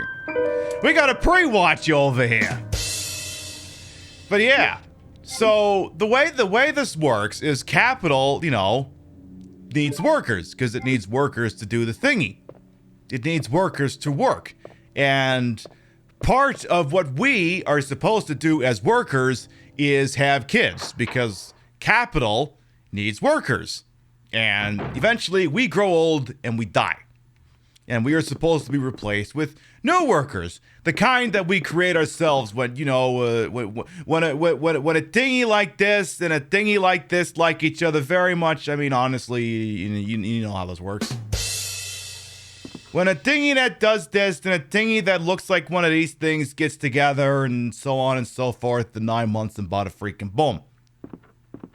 Now, if you're in a nation that gives a shit, which these days isn't this one, make a memory card. Perfect. There you go. Yeah, they make a memory card. So in a nation that pretends it gives a shit, the state goes, okay, here's what we're going to do. We're going to mandate some kind of parental leave in order to encourage people to start families, because you corporate bastards won't give them the time off otherwise. Well, we don't have that in the United States. It's not in there. There's no guaranteed family leave. And have you seen how much it costs to have a kid in this country? Have you seen how much it costs to have a kid in this country? So for those two reasons outlined just now, birth rates drop. This is starting in the 50s. Yeah, I know, right?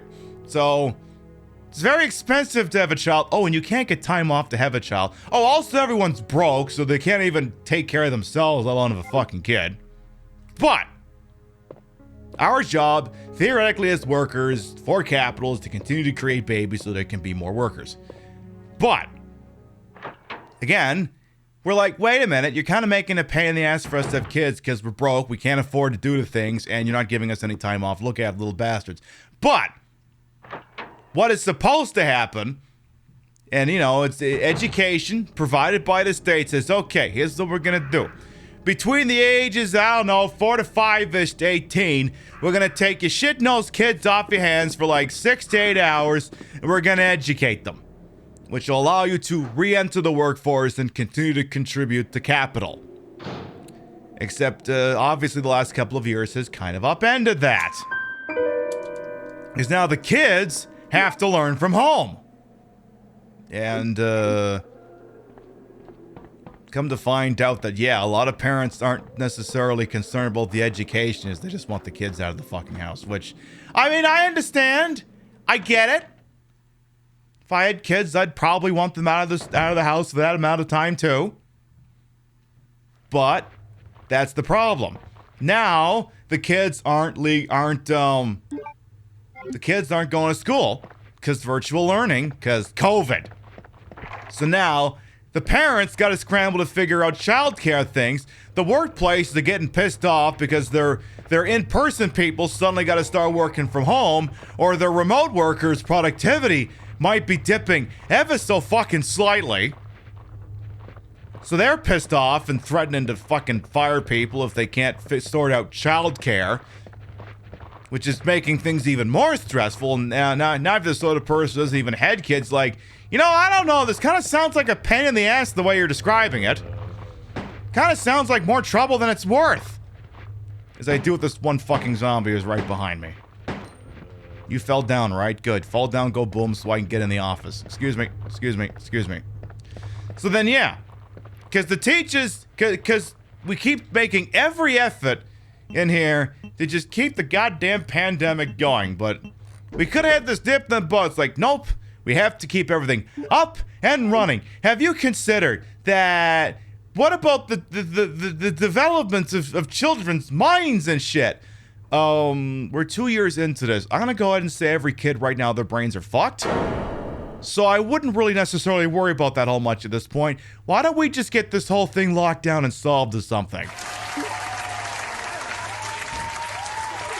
There was something I retweeted before the show here. Let me get some good music for this. It was, well, this is, by the way, welcome on in horticulture as well. Yes, the boat hit the iceberg, but putting the children in the lifeboats is the most destructive thing imaginable to their psyche. It's time for us to stop all of this evacuation talk, and we should just complete the voyage. Have you stopped to consider the fact that even though the Titanic is sitting up at an 80-degree angle, that maybe we should just continue the voyage along the Atlantic to get to the other side? Have you considered maybe that'd be better for the mental health development of everyone involved? Something like that. Have you stopped to consider the following? God, it's so fucking stupid. It's like, yeah. So, because we haven't been able to take any meaningful thing to slow that down, the pandemic keeps going on, everyone's getting infected, everyone's getting more and more pissed off with each other. Capital owners have bribed state so that the CDC comes out and says, actually, you can still go to work if you're all fucked up, and, maybe get a test, maybe not, I don't know. Get a test if you can, if not, whatever, just Google it, cut the malarkey. And this year is going to be very interesting. It's going to be very interesting. I don't know where it's going, but it's going to be interesting. Like, my own workplace hasn't even instituted a mask mandate yet, which I'm shocked about. I wear the mask anyway because I'm in fucking Wisconsin. I'm surrounded by Wisconsin Andys and Karens. I don't fucking trust these people.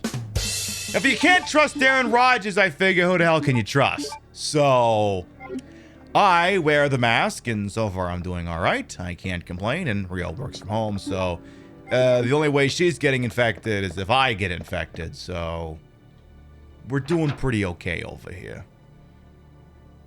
Hey, Slop, why don't we all come on in? Excuse me, I belch. Oh yeah, the liquor is still in here, so I'm gonna have to watch out for that. Give me a second here. Alright, Mr. Liquor, would you be willing to just stay up there and then maybe not fuck with me? I see you're drooling off the ceiling and everything there, eh? You keep having dreams that you're going out and forgetting your mask? Yeah, it fucks with you. You're just drooling everywhere, ain't you? See? You can fucking see it on the left side of the screen. He's fucking drooling and everything. But yeah, the bastard Delta CEO was like, now here's the deal.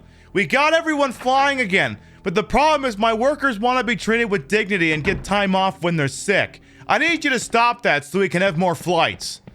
So then, you know, the CDC said, actually, you know what? Why don't you just go ahead and just give everyone COVID? Have you considered maybe just, you know, dying for the economy? That sort of thing. We live in a fucking hellscape. We live in an act. Like, the other thing, too, is, like, other nations are putting in, like, actual measures to control Omicron. They're putting in lockdowns and things, whereas America's just like, you know what? Fuck it. Everyone's getting it. Who the hell cares? Come on, get over here and get some COVID. Don't be a fucking wimp about it. Seriously. Like, that's honestly just the fucking plan at this point. And the Democrats are fucking useless. They don't want to do any stimulus. They want people to accept shitty jobs. They're not doing any stimulus. There's no... Hey, remember when they laughed? Remember when Jen Psaki Bomb girl bossed her way into laughing at the notion of the state handing out, you know, like, free testing kits and shit like that? And I think like 2 weeks later, like, okay, actually we're gonna do free tests, but well, it's the website somewhere. Google it. Cut the malarkey, Joe. Seriously. I don't know if they've actually made the website yet where you can supposedly request free testing. Like, it got to the point where, you know that Wario64 Twitter account, the one that tells you all the good deals on buying Xboxes and shit like that? Now they're advertising when you can get, like, the testing at home kits. And it's so fucking pathetic that Twitter account is now more reliable than the federal government at providing COVID testing. This is hell. Anyway. What a weird fucking time to be alive. Like, I'm not saying it's a bad time to be alive. It's fucking weird. I mean, you know, other than just, you know, all the death and pain and deception and destruction that is also coming about as a result of this, but it's also fucking weird. Exactly. We have to laugh or else we'd cry. So just, you know, keep being safe out there. Wear your mask, social distance. I'm not, and you know, you have to be in charge of your own decisions on what it is you think is what you think you are capable of doing, especially given your vaccination and boost status. We are vaccinated, we are not boosted. We're gonna get boosted at the end of the month. We do not make plans, but again, you're in charge of you. I mean, I can make recommendations, but ultimately the decisions are up to you. You love the ruffles? I mean, hey, you know what? You don't have to do drag to wear this outfit, but it sure helps. Dying for the economy is only one option. Being permanently, yeah. Like that's of course the other thing too, where a lot of people are just like, yeah, but it's just, you know, it's if you're perfectly healthy. First of all, who the hell is perfectly healthy? For starters, I'm gonna come back and get the shotgun. Like, you know, at some point, those bastards at the medical insurance companies are gonna say anyone with COVID's got a pre-existing condition now. You know that's going to be a thing. If it isn't already a thing, it's going to be a thing. So theoretically, everyone who's had it at this point is technically now screwed when it comes to that, unless, I don't know, government or some shit like that. But it's like, at some point, everyone's fucked up. At some point, everyone's fucked up. So, let's get the shot. Ooh, that's not the shotgun here. And of course, one of the discourse that was going on, I think it was like Monday, when Ethan Klein, I know, the worst person you know made the greatest point. Not gonna sit here and say that he's a good guy, but he's at least pointed in the right direction lately. Or he was poking fun at Joe Rogan, because at the end of the day, Ethan Klein is the provocateur. Any good he does is ultimately secondary to the provocation and the such on and so forth. Whereas, like, you know, Joe Rogan's actually kind of a fucking idiot. Because he's like, whoa, man, like, if you're healthy, you don't have to do things, and you can blah, blah, blah, blah, blah. And he's like, dude, when you got COVID, you literally did everything but get the shot. You literally did, like, experimental things, and, you know, ivermectin, and whatever all the other goddamn things are, the monoclonal antibodies, and literally everything but the vaccine. It's like, if you were so healthy and you're convinced the normie could tank it, why the fuck did you think you had to take everything? It's like, get 3 zombies at once with the shotgun. And, you know, of course, they're all firing back at each other because it's Twitter, and, you know, Twitter is a fucking hellscape, and I fully admit this as a person who does participate in it. Do we get free coffee with the 10th jab? I believe you do, actually. Free cup of coffee or a hot apple pie. You get one or the other. You don't get both. So I think there's 2 zombies back there, if I'm hearing this properly. The Rogan fans thought, yeah, like, that's the other thing. Yeah, they exactly. They all fixated on Ethan Klein as saying he's healthier than Joe Rogan, which, you know, have you seen the crap that Joe Rogan does to himself? Ethan's joking, but he might not actually be. But yeah, they got too fixated on that and not the whole Joe Rogan, it's do as I say and not as I do. That was the takeaway. Do as I say, not as I do. Everyone else is if you're healthy, you can just tank it. You don't have, like, he's full ass doing anti-vax. Like, I'm not going to be ambiguous about that. He's spreading vaccine disinformation and anti-vax paranoia. Who the heck is Joe Rogan? You know, Fear Factor? You know what? If you don't know, don't ask. If you don't know, don't ask. By the way, Kill Rising and Sexy Hamburger as well. And Boxes with God, welcome on as well. Yes, Queen, hey, you know, it's I serve in many ways. I'm actually going to take that film for once. So, the point being that, yeah, it's very hypocritical of him to be telling people one thing and then doing another. And you see this a lot in mostly right-wing news media. Fox, where, like, okay, the people who physically work at Fox all believe in the vaccine. They've taken it. They're all vaccinated. All your favorite Fox News personalities, every single last one of them, they're all vaccinated or they're subject to testing. Very rigorous testing going on at Fox News. That on itself is good. Of course, you wouldn't know that from listening to any of them. Because if you listen to them, they're like, oh, no, you must never. I mean, think of your personal liberties and freedoms and shit like that. But they're vaccinated. But they're espousing anti-vax sentiment. Now, here's the problem. A lot of people aren't in on the joke. Like, a lot of the lower tier Andes of the right-wing radiosphere believe the crap that they're being fed from them, and as a result, they don't get vaccinated, they get COVID, and they die. Believing that, you know, they could have done these alternative things like the horse dewormer or the ant. Well, you know what? I'm not even going to call it. I mean, I know it's a horse dewormer. It's an anti-parasitic. Like, okay, COVID's a virus. Ivermectin is an anti-parasitic. Viruses and parasites are two very different things. You don't tackle them the same way.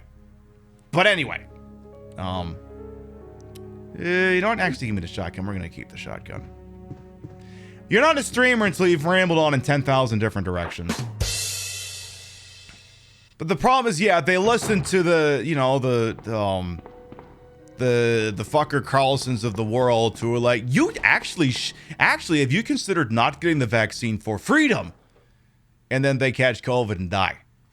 As opposed to, you know, Tucker Carlson, who is vaccinated, and if he catches COVID, presumably will not die. Presumably will not die. And that's causing real harm. Like, at the end of it, now here's the thing. I know a lot of us in our weaker moments will say things like, you know what, if you don't want to get it, fine. Just whatever happens to you happens. Whatever. In our weaker moments, I know we all think that. But we also have to realize that full disclosure just did it. Oh my goodness. Yeah, that's a shame. That's a shame. Do what you gotta do, Freya. Thanks for popping on in. We'll see you next time. I lost my train of thought there for a second. Right. Because at the end of the day, here's the deal. If you are a true leftist, you do not believe anyone deserves to die. So if I sit here and I go, look, the Karen with the TikTok who says that the vaccine is part of the gay agenda to slow birth rates or something. She doesn't actually deserve to die for that. She doesn't. She deserves to live like anyone else. And I know in our moments of weakness we'll go, you know what, fuck it, fine, I don't care what happens to you. But they don't deserve to die. So they too are victims of misinformation. They don't deserve to die. They absolutely don't. They should get to live and say dumb fucking things like the rest of us do. They don't deserve to die. The right-wing, lower-tier radio hosts who believed the crap that Fox and told them that they didn't need to get the vaccine, who didn't get the vaccine, caught COVID and died. They didn't deserve that. They didn't need to die. Like, a lot of these people are just... It's a weird fucking thing. Because they're so close to something. They have realized that the system... They have been wronged. That maybe the government and Big Pharma are not to be fully trusted. And these things are not necessarily incorrect. But they've picked the wrong vector of attack on it. As I'm about to shoot Marvin in the face like it's fucking Pulp Fiction.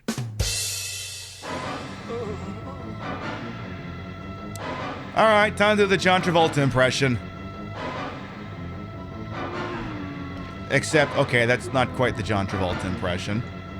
Actually, you know what? Never mind. I'm actually gonna let him live. I'm gonna save the ammo and let Marvin live.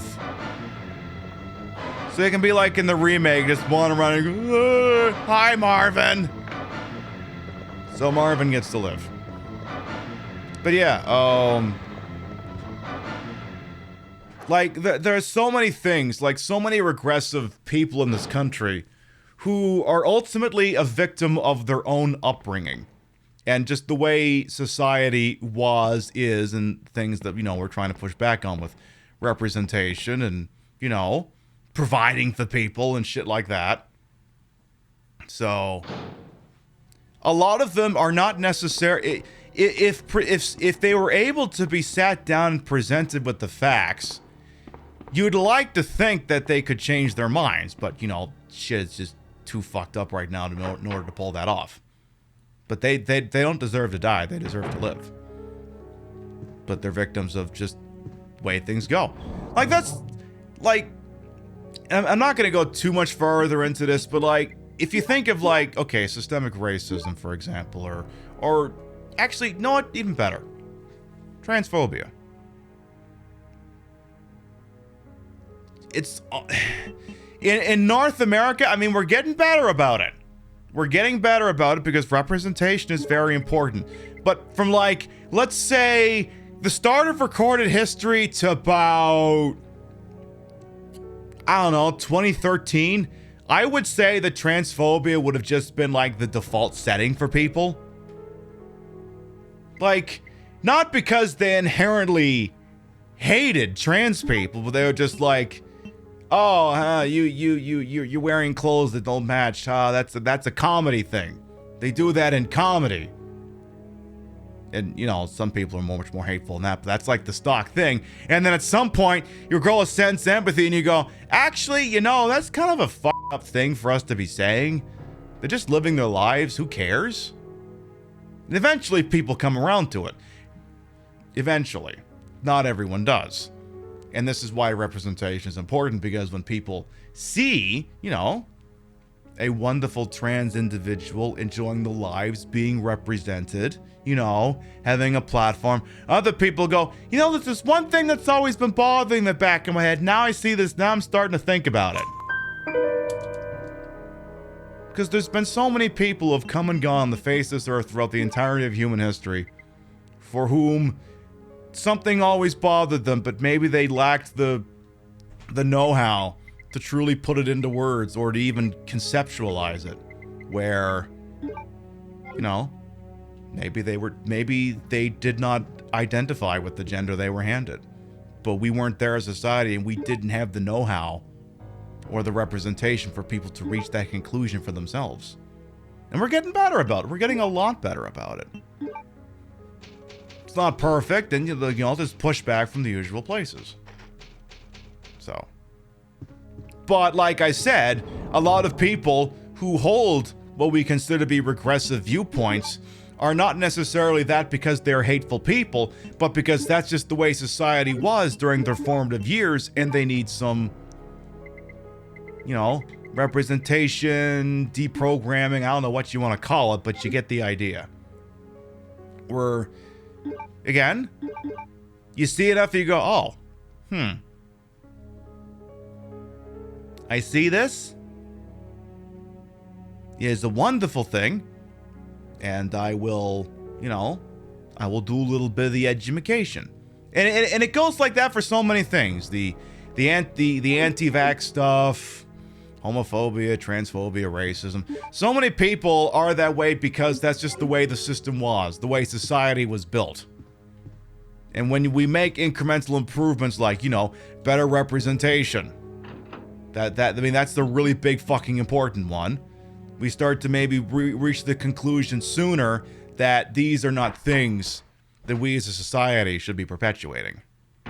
So, anyway. How do I rope this back into teachers being pissed off anyway? Anyway, I've got some more keys. I should probably go unlock some more doors. Let's actually go this way. I mean, the Starbucks isn't boofing your latte with progesterone. You saw it on the TV. God damn it, I heard about that one. They're trying to put the gay into the coffee so that we stop loving Jesus and something like that. You know, that crap. So, but you know, stay safe out there and stay safe. That's the best piece of advice I can give you. You know your limits, you know your boundaries. Try not let anyone push you around on what your boundaries are and what they ain't. So, what doors have we not fucking opened yet? Oh yeah, there's a bunch of fucking zombies I gotta kill. God damn it. Right, this is where we get to the one where the zombies are breaking through the glass, but I don't have enough shotgun shells to pull that off. Can you get your latte with a double shot of gay? You'll pay extra. I'm sure we can arrange that, Sigma. They'll come on in as well. But yes, the ultimate takeaway that I want to present here is that leftists agree that everyone deserves to have nice things, not just the people we like. They deserve to have nice things. They deserve to have life, liberty, and happiness. They don't deserve to perish because we don't like them. See, it's this weird dichotomy. So you have conservatives like, someone might enjoy a nice thing, so nobody gets to have this nice thing. Not even us. Then you got your leftists who go, everyone deserves to have nice things, even if I think they're fucking assholes. And then the liberals are like, only the people I like get to have nice things. That's basically it. That's basically it. But if you're left, you gotta understand everyone deserves nice things. I know. There's sometimes you're like, yeah, but what if we just did this? And no, we can't do that. We can't do that. I know, I'm there with you, but we can't do that.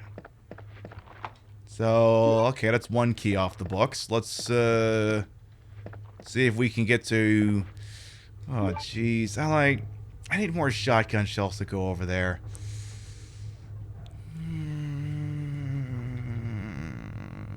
Fuck. You only got 7 shotgun shells and not enough bullets. Like, I want to make a play on... You know what? Fuck it. I'm going to save... We just saved the game, didn't we? I think? Maybe? I can't remember. I've been talking so much. I don't fucking remember anything I've accomplished. Pretty much, Ramses. Pretty much. I still have the American political sphere, yeah. Like how Burger King's Beyond Meat boy having a fuckload more than the average boy, except what them articles put under the cut. It was super low to begin with. That was it. Yeah. Yeah. Teachers get paid to teach material that is dictated by the system and have to risk their employment, whatever. Yeah, exactly. Like, I'm trying to think of something here, because I grew up in Nova Scotia, Canada. Now, in Nova Scotia, the predominant, you know, as part of our education, like, you know, elementary and I think some middle schooling, we would learn about Aboriginals, in the indigenous population of Canada, who and in Nova Scotia, generally we would learn about the Mi'kmaq. It's spelled M-I-apostrophe-K-M-A-Q, Mi'kmaq, but it's pronounced Mi'kmaq.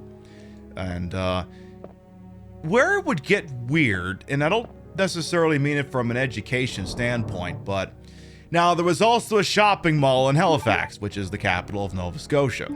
I don't know if it's still called this, but it was called the Micmac Mall, spelled M-I-C-M-A-C Mall. Micmac Mall.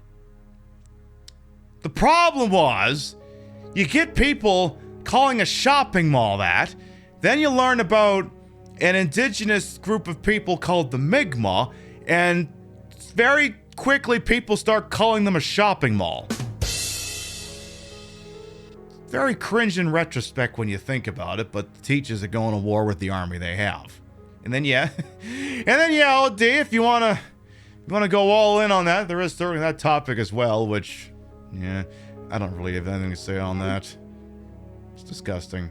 I mean, that's the thing. Canada's like, oh, we're such a perfect country there, eh? And then, oh yeah, do you remember the part where you did this? Like, oh yeah, we did that there, eh? Disclosure, I am Canadian. I live in the States, but I'm Canadian. But like, oh gee whiz, we're like so cool. You Americans down there are like so crazy with like your racisms and your stuff there, eh? And your subjugations. And then they're like, oh yeah, do you remember the part where you were literally stealing children and just giving them to the church? They're like, oh yeah, shit, we did that. Oh yeah, I'm so sorry about that. What if we let's lowered the flag or something? Would that make it square? No, it wouldn't. They have a redemption out on the field. Nick, I know you want to. Sorry, I didn't finish reading that one off. Okay, let me try that one again here. Like, this is okay. I finished reading the line, Redemption. Let's try it again here. Nick, I know you want to tiger fuck the system, but aren't you part of the system? Now, don't make me tap the Matt Boers comic. We should improve society somewhat. Yet you participate in society. Curious. I am very intelligent. Advice, I don't know, boy. I'm not sure what to tell you. I would say that if you're not sure, I would say the answer is not yet. If you're not sure, the answer is not yet. The important thing is, you know, being able to pick your battles. And if you're not sure how it's going to go over, probably not yet. The only reason I say that is because I mean, again, I don't know the situation. I'm only going off the information you're giving me. I can only make the case off of what you've presented with me here. Is that if you believe that they're playing with a deck of cards that is highly stacked against that, understand that it may not be an instant 180. I can't really offer much in terms of advice beyond that because I didn't really have to come out or anything. My parents just kind of figured it out. So they just kind of figured it out and they were pretty cool with it. So beyond that, I can't really give too much advice. There may be people out there who can offer better advice than I on that. I don't know. I couldn't give you names off the top of my head. All I know is I'm trying to make sure I can get through here without getting killed by a bunch of zombies. Alright, let's see if we can get something magical if we make it all the way over there. Yeah, safety comes first and foremost. Ah, jeez, that was a hit I didn't want to have to take. Alright, just get over. Thank you. And it's gonna be tricky, so I'm gonna use the tricky music here. Okay. Okay. Okay. Yeah, get Gretzky in on this. Oh, jeez. Oh, God. Oh, God. Oh, good.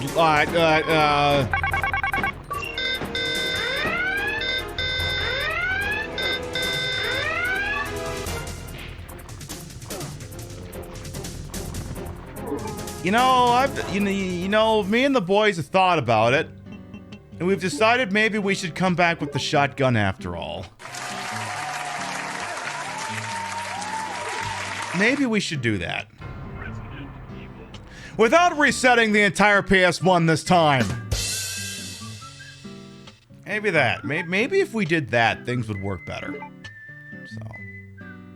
Anyway, to rehash the main point I think I made earlier last hour, the teachers, not quite striking, but deciding that you're all doing virtual learning and fuck you otherwise, is a very interesting load-bearing beam to a lot of the present situation going on with capitalism. I don't have a full answer for it, it's just very interesting. It's gonna be... Because here's the other thing, too. The occupational health and safety rule goes into effect next month. I mean, technically, part of it goes into effect next week, actually. The one where workplaces over yay amount of people, your workers either have to be vaccinated or they have to be subjected to weekly testing. Unless another court upholds the law, the portion it starts to kick in. Now, I don't know if my workplace is operating, I don't know if it's a unified set schedule for these things or if it's set by company to company. But my company says, okay, everyone who's vaccinated, we need all your information into this third-party vendor system by Monday. And I filled mine in. I assume... Now, I'm not 100% on this. I'm just guessing here. I am assuming that this vendor they were going with has a manner with which to check if these vaccinations are authentic or not. Because you have to provide the information on the shot and the card, and my guess is they have access to some kind of database that can verify if the information is horse shit or not. I don't know it for a fact, I'd have to ask. But I got a feeling. So the people who are vaccinated need to provide that information. And if you're not, then what has to happen is by February, the company has to have sorted out some sort of framework with which the workers who are unvaccinated can subject to testing. And what they have to do is that same vendor that my company is working with, what they're called, I don't remember, and it's immaterial anyway. They have to provide the testing results once a week. Now, I'm guessing my company being what it is, they might be able to provide some kind of on-site testing. I'm not 100% about that. but tests have to be provided once a week for the unvaccinated, and the unvaccinated have to be masked at all times inside the building, even sitting at their desks. Because my company was previously of the opinion that, okay, look, just mask when you get up from your desk or whatever. But now, according to the documentation, you must be masked if you're unvaccinated, even at your desk. As I clap that guy in the head. And again, it's going to be very interesting to see what happens, because I know there's no shortage of chuds on payroll. I know that for sure. So I'm curious to see where this is going. If it's going to convince a couple of people to take the shot, or if they are just going to have to be that goddamn tested. See if I can I get 4 of you with this? Come on. Oh, I'm only at 3. 3 is fine. I can leave that. I'll be happy if I can leave that one alive. Okay. I will leave that one there, actually. You know, that one zombie can live. If it's anything like your work, they do have a database where they can check to make sure it's lit. Exactly, because that's the other thing, too, like... It's gonna be real interesting when people start getting fired because they got lousy vaccination cards. I do not envy the company who's got to be the first one to do that. I do not envy them. Because that's going to be very interesting. In your opinion, yeah. I mean, that's the other thing, too, and Gazuba made a good point earlier, where some people, again, the saying does go, old habits die hard. Like, for some people, they fit, like, some ideas literally have to die out. Where some things just will not be gotten over until that's just taken care of. Sometimes, for some things, it just do really be like that. I am not capping these zombies yet, because I know what I'm going to have to deal with shortly. So, your company mandated vaccines with a lot of religious exemption. Good, jeez. Because, you know, Jesus and stuff and such. See, the thing is, like, I feel like there's a lot of people who incorrectly conflate a religious exemption with you won't catch the fucking thing. Like, Jesus isn't gonna protect you from the COVID from catching COVID. In much the same way that Jesus isn't gonna protect you from a zombie breaking through the glass! Usually I make it to the door without him tonguing me. Jesus ain't gonna protect you from that. Yeah, that's actually gonna have to be used up. That sucks. Like, I seriously think there's some people who just put the two together, and it's obviously absolutely not even remotely that fucking way. Stuff like that makes me concerned. Oh man, we had a perfectly good red herb there I didn't know about. Fuck! Yeah. Like, the other thing too, like, you get this fucking... Oh, we love Ron Johnson so fucking much. I mean, I would say he was the worst senator to come out of Wisconsin, but you gotta remember Wisconsin also gave you Joe McCarthy. You think it's this state full of decent, God-fearing people, and then they give you the champion of the red f***ing scare. So, you know, you take the good with the bad.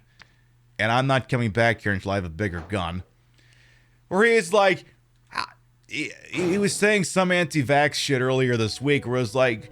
How can we presume to do a better job than God when it comes to combating this disease? And it's like, but wait,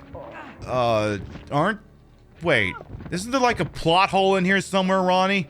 Hang on, I need some talking to Ron Johnson music over here. So you're saying that, you know, what if we just let God sort it out? Aren't we all... Now, again, I'm not someone who's real good at scripture here. So I'm admittedly gonna be just kind of going off what I think I know over here. But aren't we, created in his image to enact his will? He made us specifically, put us on this earth to do things. So if a scientist creates a vaccine, isn't that part of God's master plan? And wouldn't refusing to take it be spitting on his plan? You know? I mean, look, I'm not a theologist over here, but that's my understanding of the situation. Is we were all created in His image to do stuff for Him, and whatever we do must be His will. Isn't that how it works?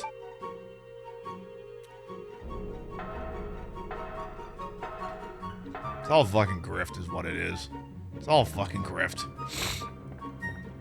Yeah, I mean, that it is like that, OD. It is like that. So, these are the people that use... Exactly. They're very good at quoting the things that work for them and then forgetting the things that don't. Like, depending on which flavor of the Bible you read, can't you be put to death for working on a Sunday? So when you're going to the gas station to fill up your big gulp because your body's a temple and dadgummit, you're gonna fill that body with the big old thing of Diet Mountain Dew over there. Yee! The person who is you're giving the money to, don't they legally have to be put to death because they're working on a Sunday? Does it not say that in the happy sunshine good book? I'm pretty sure it says that in there somewhere. So whatever. So yeah, clothing of mixed fabrics, eating of hoofed animals, exactly. Morality is what I say is right, and immorality is what I say is wrong. I'm Pastor Richards, and we need to help build the Pastor Richards Salvation statue. God damn it, I want to play Vice City. Alright, let's drop a quick save and bullets and see how far I can make this before I go fucking pull out the infinite ammo code. I will pull out the infinite ammo code if I have to, game. I could do it. I have the technology. Even you don't get the book in. Yeah, so anyway. Anyway, I guess the point I'm saying is f Ron Johnson specifically. I guess that's what I'm saying. So, you'll be up for a Vice City stream? Yeah, I know. The problem is if I play a Vice City thing, we can't have music. Oh yeah. I can't remember if that's I can't remember if I have the bot doing stuff. So yeah, that one's gonna be denied just for your own safety. I'd have to double check. But I mean, that's not to say I couldn't pipe in music that wouldn't get us in trouble. But the one thing I would have to do at some point is I do need to, like in the games, like, you know, there's like, you know, the music slider. You can turn the volume up and down, but I'd have to double check and see if that extends to the licensed music that plays during cutscenes. Because, you know, you start the Vice City and then you're hearing like fucking Foreigner or something. So I'd have to double check and see if that's going to be a problem. I mean, I don't think I'd get DMCA'd for that, but, you know, there's what I know and there's what I can prove. And sometimes those are not the same thing. Now, that being said, I do know that GTA San Andreas, the Definitive Edition, is on fucking Xbox Game Pass. I gotta try that out sometime to see how fucking horrible it is. Right, like, I'm not saying that someone who is fond of scripture and is religious is inherently bad. I'm not saying that at all. Like, there are good... Like, that's the thing. And I've said this before, and I'll say it again. Jesus sounds like a pretty base dude. He didn't care who you were. He hung out with everyone. He'd flip a table if he had to. His dad's a dick. But no, Jesus is a pretty base-sounding dude. Now, the problem you run into is when people say that you need religion in order to have morals and be a good person. You don't need that. You can have a sense of right. You can have a good sense of right and wrong without being religious. It's not required. I mean, I'm not religious, and you know, I like to think more often than not I'm a good person. More often than not, I mean, I'm prone to making mistakes like anyone else. But replace all the soundtracks at indie Euro beat. Yeah, just give me the Euro house music from Cruising World. That'll be fucking perfect. Capitalism Sally beat the message out of base Jesus. Like, have you considered the Jesus-ism of just catch the thing and die? Have you considered that? Anyway, if Jesus came back today, yeah, he'd. I mean, it's a lot. Like again, he's the sort of person who's like, you know, heal the sick and treat the and help the poor, which are, you know, not tenements that sometimes apply to the gigantic mega churches where you must have at least 3 Rolexes in order to enter. A family member tried to use religion as an excuse not to go to a same-sex marriage. I mean, you don't have to use same-sex marriage to justify not going to a wedding. Just say because you're just a fucking asshole. Or you're like me and you're like, you know, I just kind of don't care for weddings. I mean, I guess, but like, do I care enough about these people? Like, you could turn down going to a wedding without being a jerk about it. Oh boy, here we go. Hey, you know, at Kill Rising, you know, I try. I'm not perfect, but I try. I can't go because I gotta water my couch, exactly. Damn it! Uh-oh, how dying am I? Oh god, my gun's not even equipped. Careful. Be a dog! Bad, naughty dog.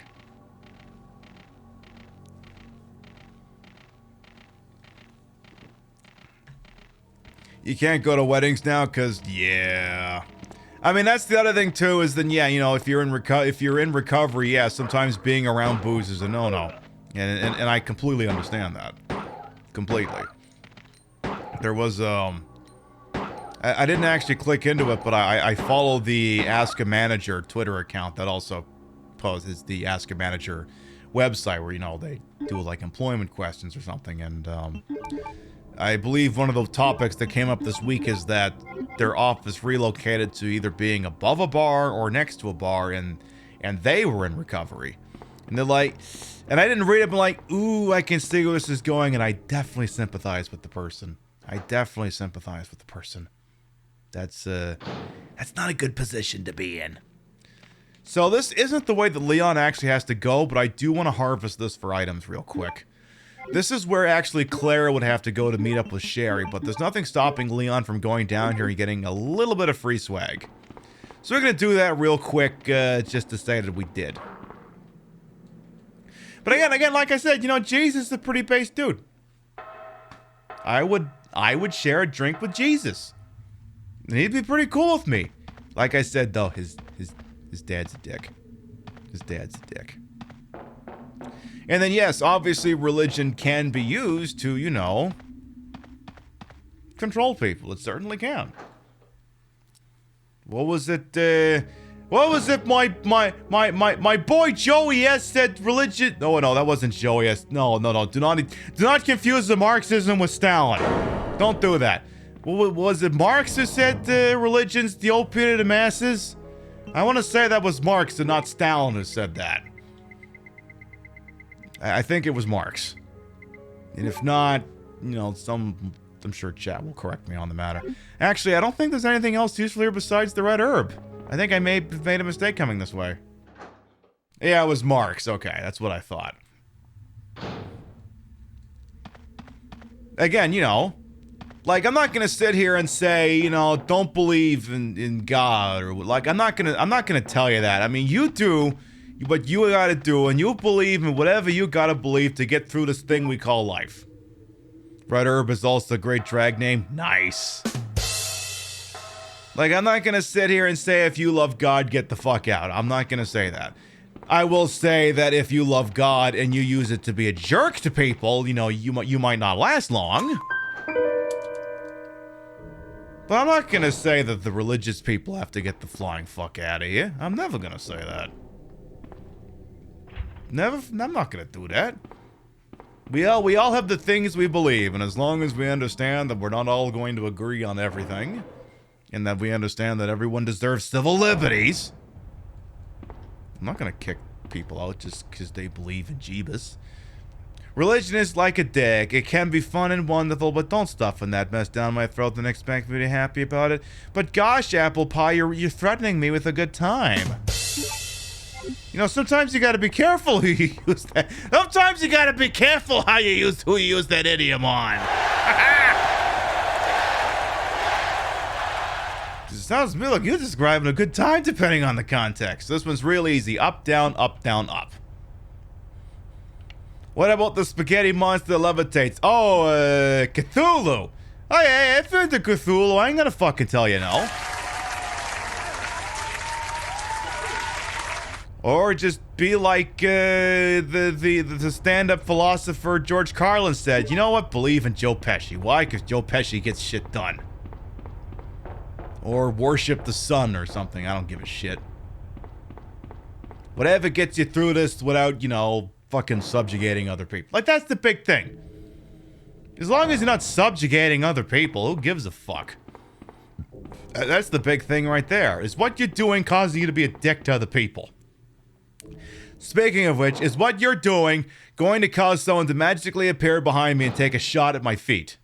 Is that going to be a very particular thing that happens about 1-2 seconds?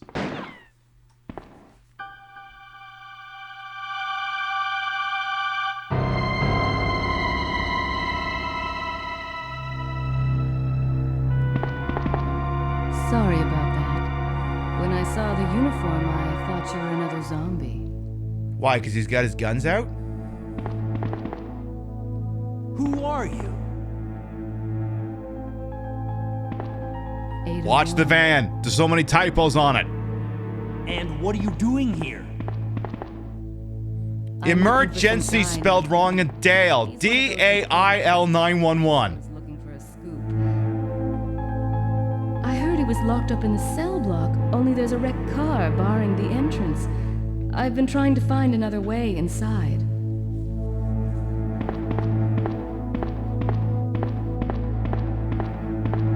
If we work together, we can move this thing.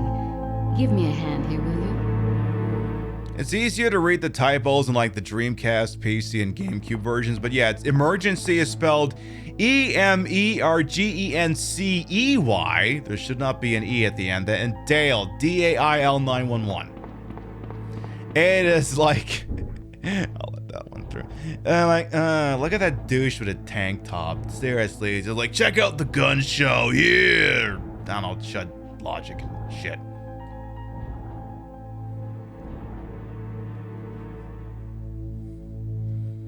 I mean, that's the thing. Like, he's running around dressed like that. Like, I mean, you know the guy is gonna start fucking talking about fucking Elon Musk or something at the drop of a hat.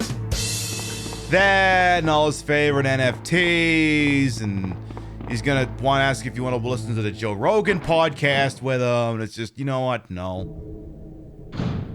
How about no? Ada, wait! I want to tell you about all my favorite podcasts.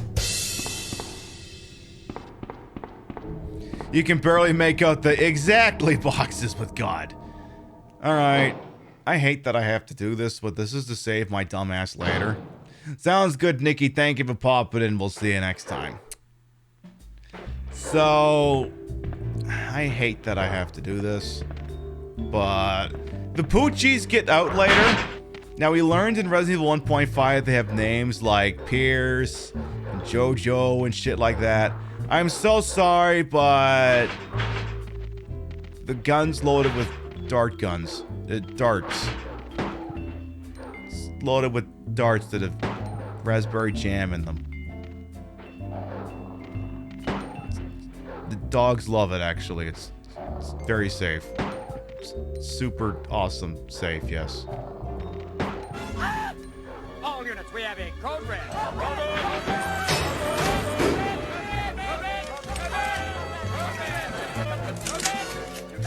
Yovskan Raiders, hello! Welcome on in, Yovskan Raiders. I is Queen Pib, Patricia, Inga, Bogart. You may also call me Trish, retro variety drag queen streamer, member of Team Stream Queens. Your time here is well wasted. Welcome on in. Let's see who the hell we got over here. The girls in covered say, I know, Diovska. I'm being a little bit modest. Just a little modest. Let's see what we got here. I gotta scroll up and check this here. Hello, Bijou, Serene, Wayward, Spiral, Eli, Trust, and Narafi. Welcome on as well. Gemini Puppy, Alex Sands, Lily L, Prince Harming. Welcome on in as well. Just Some. Welcome on as well. Hope everyone is doing okay this evening.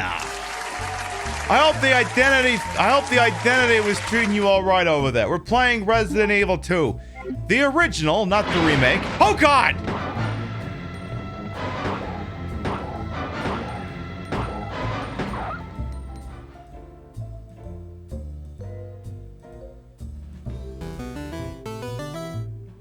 Cruel thing to follow. Welcome on in. I didn't realize that would happen. Seth Berger, I know. I didn't dart the second one.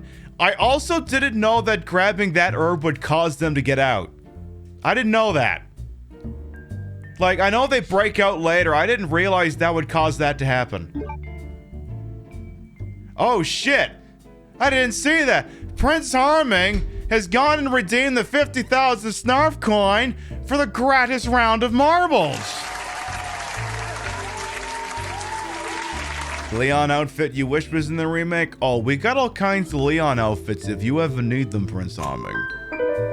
You just talk to me or you talk to Joy. We'll hook you up. You know what else we're gonna hook you up with? Cause, you know, Prince Harming fucking said so, cause they decided to wage you the 50,000 freaking Snarf coin over here. You know what we're gonna goddamn do with this particular piece of clearly stalling for a bit over here. Fucking information on over here. Exclamation mark. Play!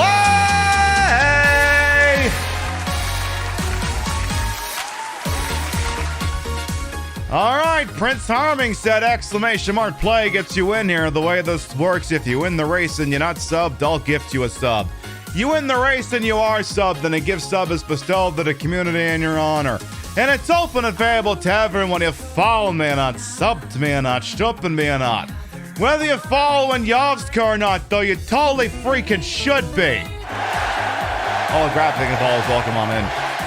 Open and available to everyone, so I do want to see lots of balls in my face. I like thank you all as well, welcome on in. This is Pixel's Portal Alley. Yumi holds the track channel record. Seth Berger, thank you all as well. Yumi holds the track channel record with 44 seconds. You gonna be the one to steal their crown? Exclamation mark play gets you in here. We'll give you about a minute and then we'll do the goddamn thing. The CDC recommends tossing your ball in here, and it's the best information the CDC's given out all week. Abso-friggin-lutely. Actually, the CDC recommends not giving Barry back his gun in the remake. Oh, thank you for all as well. Welcome on in. We'll give you about a moment, then we'll get going. Again, if you win the race and you're not subbed, I'll gift you a sub. And if you are subbed, someone else will walk away with it. So all you gotta do is exclamation mark play, your little ball goes up there, and then the rest of it, whatever freaking happens after that, goddamn happens. Yovska, I know you got a lot of raid options out there. Hey, yo. Eli, thank you for that gift sub debut to Yovska. Thank you. I know you got a lot of raid targets out there on a TTV, especially on a Thursday, and we're always thankful anyone chooses to spend time with little old me. Thank you so very much. Yovska is one of the... I mean, we're all pretty damn good drag artists, but Yovska does next level shit. There isn't a joke attached to that. It's just an honest to goodness true statement. So do check them out, please and fucking thank you. All right then, let's have one good sip of this. I didn't even say what I'm drinking tonight. This is the Bud Light Seltzer Sugar Plum. It's basically just what if grape White Claw. It's okay. Pip for Dragula. Now I like doing this show because I can do this show sitting down. But I appreciate the sentiment all the same. All right. Exclamation mark play going once. Yeah, check out Just Some as well. I've heard they're pretty good about this stuff too. Exclamation mark play. going twice. Holy shit. We got 90 marbles in here. Holy shit, okay. So many icons. Hey, I'm not gonna complain. All right, let's get this shit show on the road. Well, I'll get mine in there too. Sold 10, 9, 8, 7, 6, 5, 4, 3, 2, 1. Buggity, buggity, buggity. Let's go ballin' now. Sexy ball, I don't know. This is a pretty dangerous track. We'll see what happens here. This is Pixel's Portal Alley. This is the one that traditionally kills a shitload of people. So I'm not even going to call out who is in the lead until I see someone in the bucket, because you can see what's happening, and Time Mat's blasting off again. Alec, what are you doing? Oh, shit. Eli Trust is making some moves. Oh, shit. What the hell's going on? Oh, God. Okay. Camera. Okay. Eli Trust is definitely making some moves over here. Oh, okay. Oh, boy. All right. We're okay. Okay. Yumi. Oh, Dungeon Door out of what words? I'm Luigi, number 1. Yeah, this track be a little wild there, eh? Remember when everyone was like, are we gonna have a sexy ball? We might even not have a fucking top 10. We got 10 balls left. It looks like we will get a top 10. Dungeon Door wins, followed by Serenity, Gemini Puppy, Macabre Curse Sunlight, Eli Trust, You Can Lead a Horticulture, Glycolic Moment. Okay, that's not the order, but everyone's here. Ultra Mage, Brock Slaw, Dahlia the Hat. You're all fucking here. Hey, don't worry. I died along with everyone else, too. Dungeon Door wins the race. Yumi will retain the track channel record by 2 seconds. Gonna go get this makeup? I completely understand. Thank you very much for coming on by with you folks, and we'll see you when we see you. As Dungeon Door is presently subbed to the channel, the gift sub will be bestowed to the community in their honor, so stand by. We're gonna hand out a gift sub. Then I might show the twins off a little bit. Oh, it helps if I push this button over here. All right, who's walking away with the immunization to ads for a month? It's going to Common Enemy 909.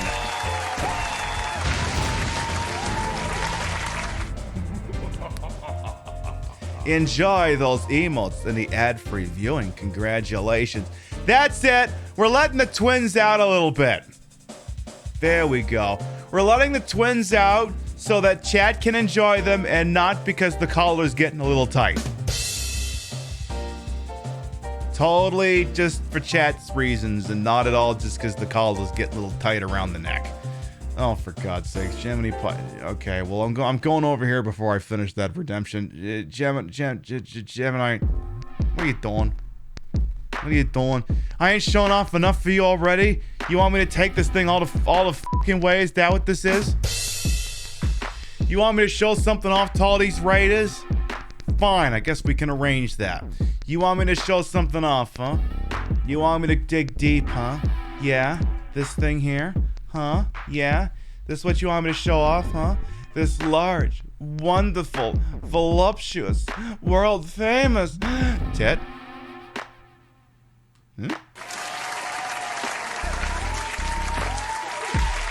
His name's Giuseppe. What happens when we squeeze my tit? He's adorable. Not that button. He's adorable. Now, excuse me while I button my top back up slightly. Oh, here's the other fun thing about this outfit. Like, I can actually show this off to you. Like, this is a tan tank top. Like, you notice the color up here does not match the color down here. Like, I could actually lift my tits up. There'd be nothing.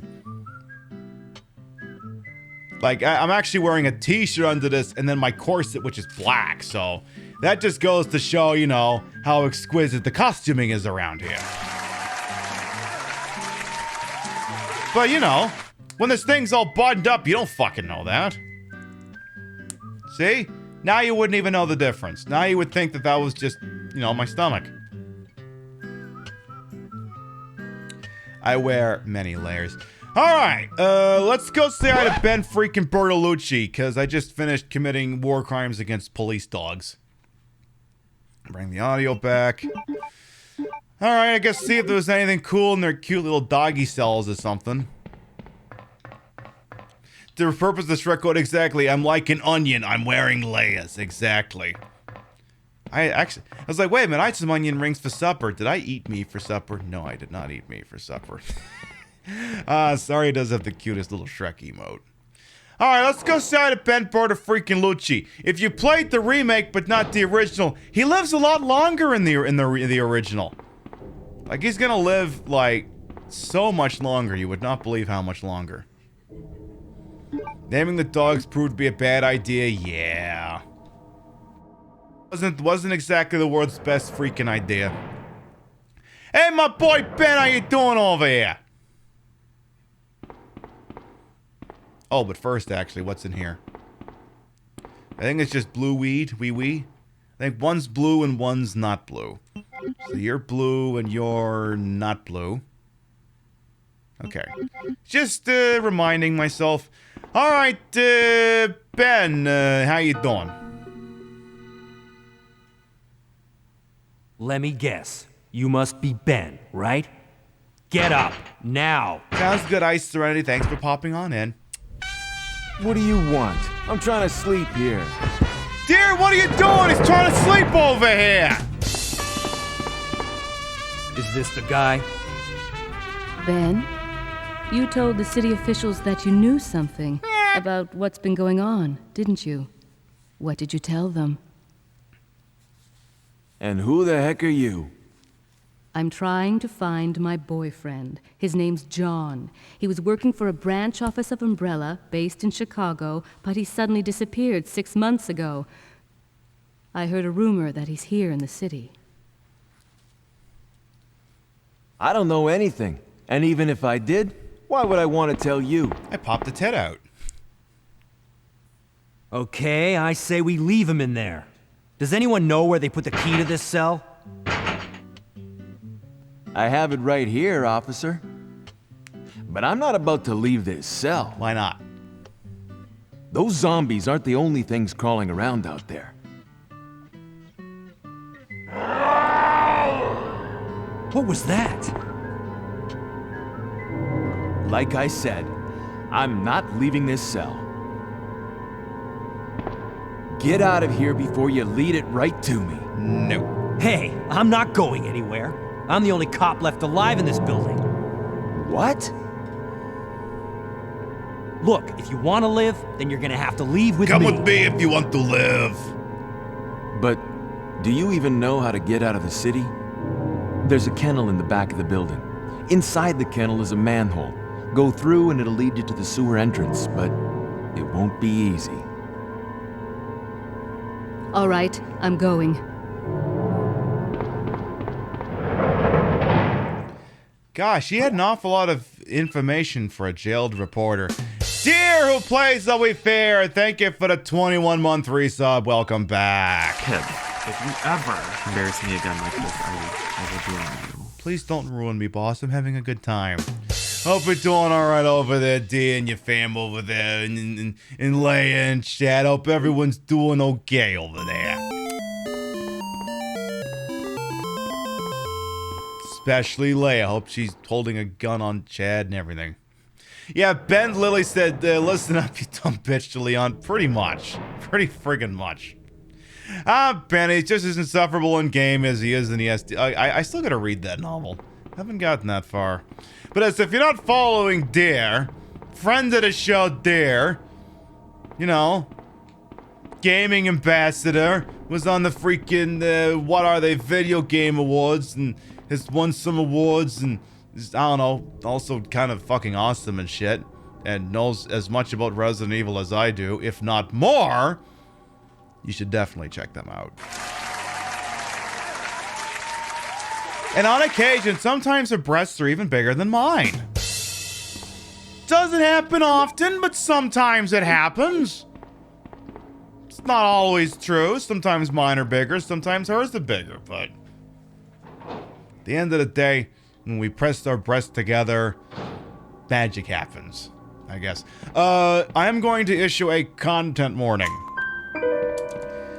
The forthcoming area contains spiders. I know some people are not cool with spiders. So once I go down this manhole, there will be spiders. I will warn you when we're on the other side and we no longer have to worry about spiders, okay? I'm gonna take one sip of the drink and then we're going down. And then when we go down, you either tab out, close your eyes and think of Jesus, or stare at my tits or something, and I'll let you know when we're clear, okay? You were hoping it would be a content warning for Leon's hot ass? I don't know, give me a moment here. I mean, I might be able to work with that. Give me a second here. Give me...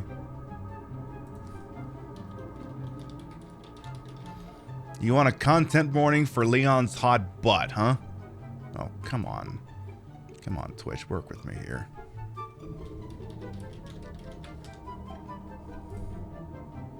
Fucking clip thing being a jerk. Clips of my channel. Hang on, give me a minute here. I might have some content for you. Just gonna have to scroll for a hot minute here. Come on. Come on. Come on. Come on, keep going. Keep going. Keep going. Keep going. You're getting warmer here, boss. Okay, not village. Not village. That was way before village. Not Mass Effect. Okay, now we may be getting warmer here.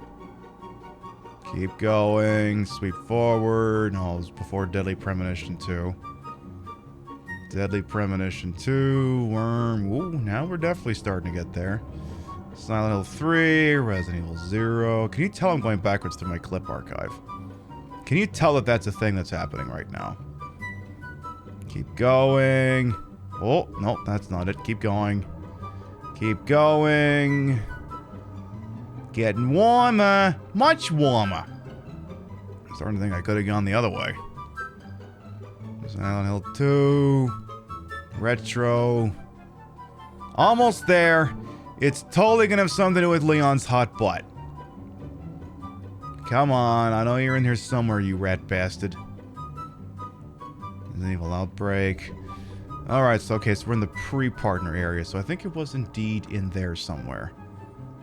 Keep going. Come on. Come on. Come on, Twitch page. You can do this. Keep going. Oh, you rat bastard, you. You mother... Alright. Alright, try it the other direction. Keep going. I swear to God, I swear to God this is worth it. I swear to God this is worth it. And Rio's just going, what did I do to the program? I swear this is worth it. Twitch's clip things being a jerk. Yeah, it's going through fits where it doesn't want to keep loading, and I could just sort it by Resident Evil 2, but it's being a jerk and it's not allowing for that. Okay, now I think we're getting somewhere. Okay. Getting warmer. Getting warmer. Much warmer. No way, that would have been in the corset area. You know, in fact, we're getting colder. Hey, Diane, thank you for the lurk. Welcome on. And I swear to God, this is going to be worth it. Came for the titties, here for the pixelated butt. Hey, Maddie Nova, welcome on. I swear to God, this is worth it. Just gotta keep going here. Almost there. Come on. Come on, you can do this. I believe in you. Come on. There's a whole bit about it here. Michigan report from hell. God damn. Aliens, colonial maroons. Oh God. Yeah, I think I just gave up again. I think the whole thing just died. Hang on, I might have it physically on the computer. Hang on. I'm not throwing in the towel on this yet. I usually keep all the clips for the comps here. Clip show Q4 2021. It's probably in here. Extra large icons. Okay, which one looks like the one I'm describing here? Actually, no. Q4 2021, that's not actually going to be it. Clip dump. Give me the big clip dump. Go to the end and then work your way backwards. Okay. I swear this is worth it. I know I'm stringing y'all along here for a thing that may or may not happen. It's gonna be worth it, I promise. I wish I could put on some compelling content that would keep you going while you're waiting for this. Come on. Ooh, oh no, that's so close, but that's not it. Where's the one with Leon doing his butt? I want Leon butt stuff. We need Leon butt stuff. Where's the Leon butt stuff at? We will not be denied Leon butt stuff. I swear to fucking God, where's the Leon butt stuff?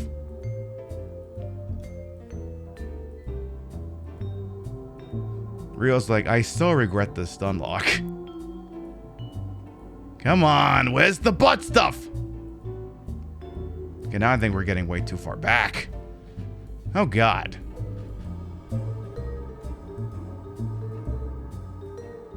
All I wanted was to show off Leon's butt. Why is this such a tricky... Oh, wait, actually, no. Q4 2021. No, that could be it.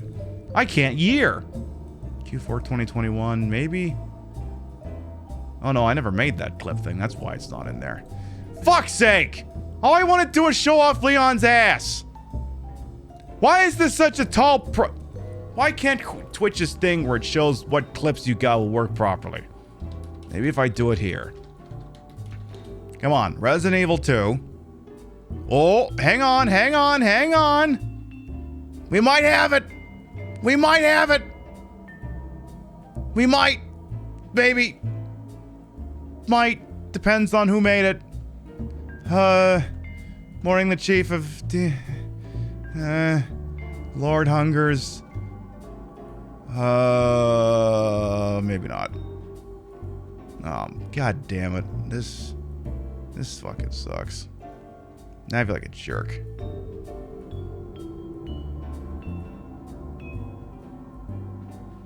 And Atari remake about... Oh! Got it!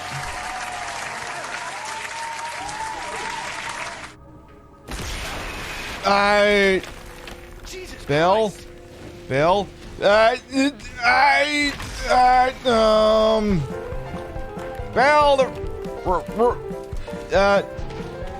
Room's on fire! Bill! Oh, jeez, Vincent Ludwig's gonna be pissed. It's spreading. Oh, God. Can you help? Bill?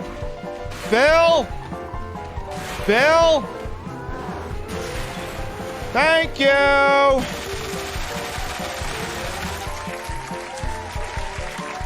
Excuse me! Yeah, the fireman's here.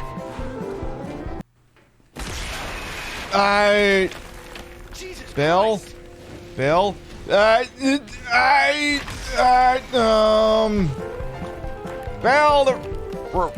In case for some reason you need that.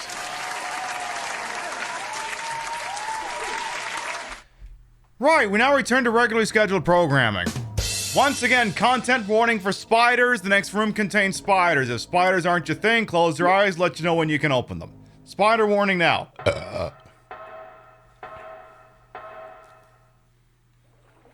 Just gonna make my way through here real quick. Because that's a spooter, alright. That's definitely a spooter. Okay, we are clear of the spiders. Because again, I know the spider's not for everyone, so I'm trying to make sure you don't gotta look at that shit. So what we're gonna do now is we're gonna stuff some of the quest items we need into where they're supposed to go. So we're gonna remove the 3, I believe we're sitting on 3 chest butt plugs. We're gonna go ahead and insert them where they need to go, yeah? Yeah, that's what we're gonna do, yeah? We're gonna take those big, wonderful chest plugs, yeah? And do you know where we're gonna put these? Yeah, these big chest plugs with big flared ends. God, they're so big. Do you know where we're gonna put those? Yeah? Do you know where that's gonna go? You have any idea? As I stretch this thing out a little bit longer over here? You know how it's gonna go? Thank you for those biddies.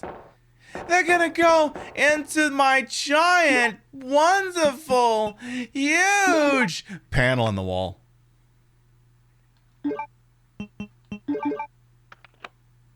What? Where'd you think it was going? You're dying? Yeah, so is Leon when I don't get any more bullets. Maddie Nova, nice. Anyway, I do hope that little Leon thing was enough to offset you having to sit here and wait for me to get the Leon thing. Now then.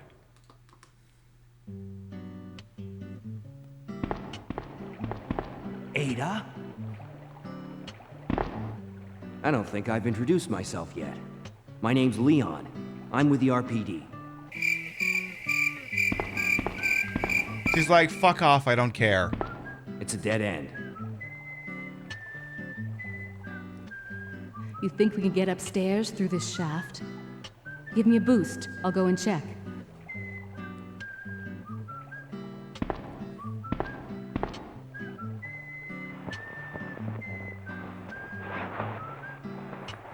Don't look up her dress. Don't look up her dress. Oh, now he's totally looking up her dress. He's totally doing that.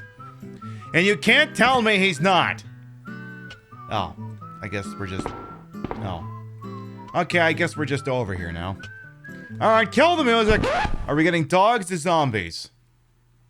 Dogs or zombies? We are getting... Damn it. More danger poodles! Bad, naughty danger poodles. Okay. There. So I know where we're supposed to go, but I want to go over here so I can get Leon some free shotgun shells that she can pitch at his head or something. So I'm going to grab those real quick.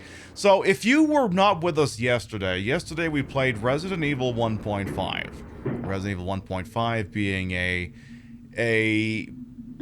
an early build of this game that was scrubbed at about 40 to 60% completion because they didn't like where it was going. They thought it was too similar to Resident Evil 1, and having played through the build, I can confirm that.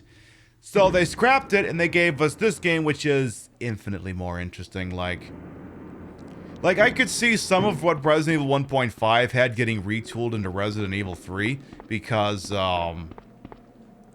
like going to like an umbrella factory and some stuff that's just hanging around in the streets and stuff, but it wasn't very good. I mean part of it too is just that it was an incomplete build, but some of it is just didn't look as good as this game. It just really didn't. Oh, I need some puzzle music here. So let's see here. What am I gonna do with these boxes? What if I did that, and then what if I did this over here, and what if I didn't push it all the way over and I was just a jerk? And what if you actually pushed that thing forward instead of running around like a schmuck? Thank you. And then what if I maybe didn't push this one all the way over either, and I was also a jerk about this one? What if maybe I just do that? Will it correct itself? We'll see. Maybe that'll be a real goddamn thing that happens. Maybe it won't. Who the hell knows? Alright. Moment of truth time, Ada. Are we going to have a course correction over here? Are they going to censor themselves? Aw, man. I was kind of hoping they weren't going to do that. I was kind of hoping against that, if I'm being honest over here. Shame. And yeah, the other problem with Resident Evil 1.5 is there was like no drama. All the characters were nice to each other. And only one character died. It was fucking weird. It's, I don't know. I mean, again, a lot of it's based off, it was an incomplete build, so a lot of the flavored text and stuff wouldn't have been there, but it was just... The RPD was just so sterile and boring.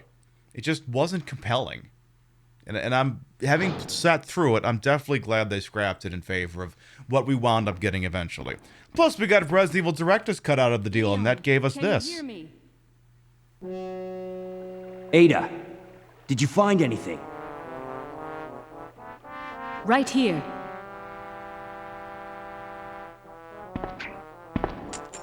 Think fast. Here's one more. And it lands on his head. Hey, I can't reach the ventilation hole. I'm going to have to find another way around. I'll catch up with you later. What? Ada, wait! Yeah, if Resident Evil 2 hadn't been canceled and retooled, we might not have ever gotten this music. We might not have. Would you want to live in a world where we wouldn't have this? I don't think I would. Can you imagine a world where this song doesn't exist? It sounds horrible. So, I prefer to live in a world where it exists than one where it doesn't. But, you know, that's just my opinion over here. Alright, so now that we got the last key that we need, we can go back into the RPD. How is it that we've been in the RPD and did the zombie breaking through the glass thing and I didn't bust out the continue video? Oh yeah, because I just shot right through that because I think I was talking about something. And then, then I still have this video up because we were saying that this is... Because Kendo has got two settings, being a fucking creep towards Claire and then being I'm a community enforcement volunteer, so I still have this video up. Yeah, I'm getting to the car review.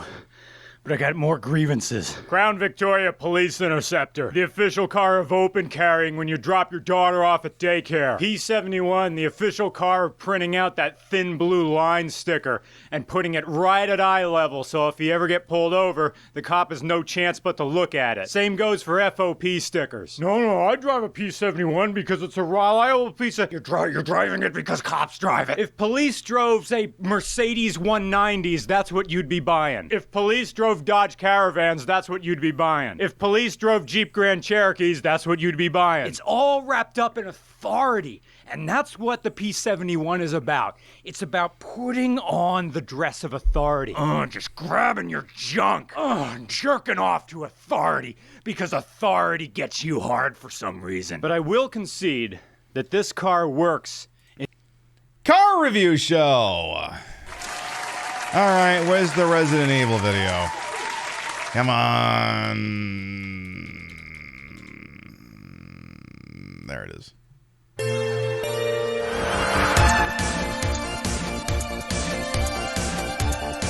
Today on 5x5, the 5 creepiest moments from Resident Evil. Oh, cool, Paul's back. Number 1, the front door from Resident Evil 1. You're all alone in the mansion, and then you open the front door, and then a dog pops out! Number 2, the interrogation room from Resident Evil 2. You're all alone, walking down the hallway by yourself. Then you look in the empty room all by your lonesome and look through the glass. And then you're by yourself. And then a zombie breaks through the glass! Number 3, the police department from Resident Evil 3. You get away from Nemesis, all by yourself. Then you're alone inside the police precinct, with your thoughts of loneliness, when all of a sudden... soul-crushing self-doubt sets in! Number 4, Ashley from Resident Evil 4.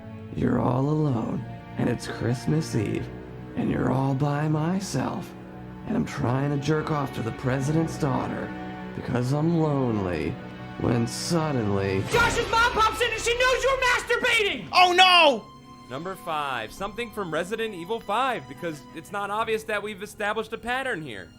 You're all alone watching a video on the internet, and then you realize that you'll always be alone when suddenly... Then a second Nick Murphy shows up and it's the best episode ever! Yay!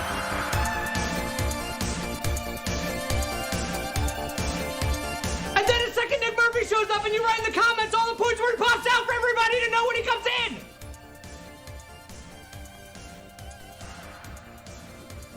It's good. And then you click the link to the other videos! So anytime I'm playing Resident Evil 2 and then I randomly scream, and then a zombie breaks through the glass! That's where I'm stealing the bit from. Now you know. I am just also happy that I've managed to get this far into Leon A without resorting to, you know, cheating yet, but the night is young, and I can't decide if I should be carrying the shotgun or the pistol here. I can't decide right now. I am gonna drop a save. Gonna drop a wicked save and change accents randomly for some fucking reason. And spider warning will be coming up again shortly. I will once again warn you when we are about to get there, because again, I know spiders, they're not for everyone. They're not. Like that weird... Sorry, I'm suddenly thinking of this James Stephanie Sterling video we peeked a little bit at last night. Where it had like this, just like this really stupid, horny dungeon thingy. And it was like this big-tittied woman who was like crudely photoshopped onto the top of a spider. And I couldn't decide, I couldn't decide whether it was horrifying or hilarious. It certainly wasn't titillating. It certainly wasn't that, I'll tell you that goddamn much. We'll have to watch that one tomorrow. Spiders, the original spies, there you go. Alright, so again, content warning, spiders coming up shortly. I'll let you know in just a second here. Hey, Cackle Demon, welcome on in. Alright, spider warning in 5, 4, 3, 2, 1. Spider active, will warn you when we're done. Spiders and things that are spiders and then they ram me because they're spiders, but they just bump into me and we just go, oh, I'm so sorry for bumping into you. There you go, we're clear of the spiders, especially when you know they were thinking of the spider lady from Dark Souls 1 actually. You're thinking of Dark Souls 1 down in K-Log's domain, I think. Yeah, you're thinking of the spider lady with the tits from fucking, that. You're thinking of that. Yeah, it was a really shitty shoot job, yeah, incredible. Now, I've been on the internet for a while, and I've recognized the shoot or two in my time. I've been known to recognize that shit on occasion, so...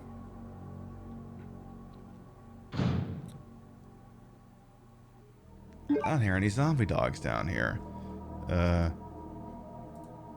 Today's show is brought to you by, excuse me while I'm totally not prepping a bit here. Today's show is brought to you by, January 6th. Because if there's one thing to remember on January 6th, it's me knocking part of my mouse pad on the fucking floor here. And while you remember it, consider the while you're remembering that, consider the following. We're totally insane. They pushed me out and paced me. I need 11,780. Cloning through the central banking. We're signing Nick Mulvaney. Okay. I can't stay. We're storming the Capitol. It's a revolution. Thank you. There, I think I got part of my mouse pad back.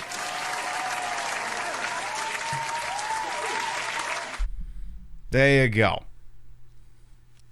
Cool. That one's an antique. You be gentle with that one. Alright, so since this is the A playthrough, I guess they didn't spawn zombie dogs in here yet, but that doesn't mean it won't happen. It's the revolution! Thank you, yeah. God, that was... Imagine rushing Imagine rushing the final dungeon and then coming out empty-handed. Imagine. Just, yeah, we're in there, and oh, fuck. Oh, excuse me, I didn't realize we were going hot. Okay. I forgot about the liquors. Okay, I don't want to die here, so... Let's see here. Okay, no running.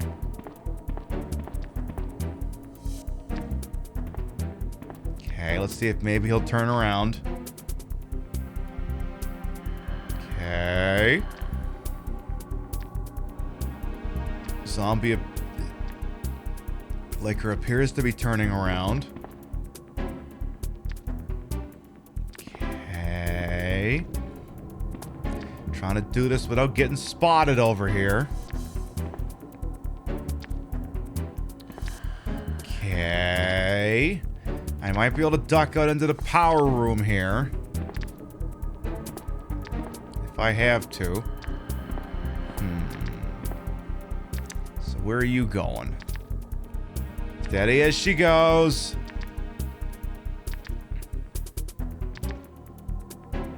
So the two liquors are basically trading places. Now, are they going to turn around or is he going to keep going?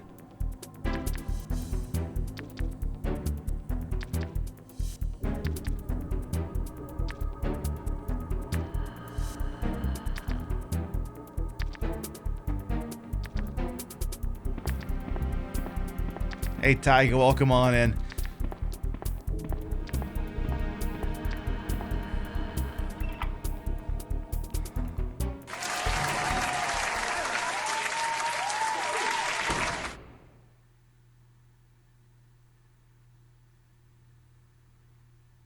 Gee, I wonder what's gonna happen in this room. Yeah, them city lickers think they're so goddamn smart. Okay, did you have someone write that one for you? Because that belongs in late night. That was a good one.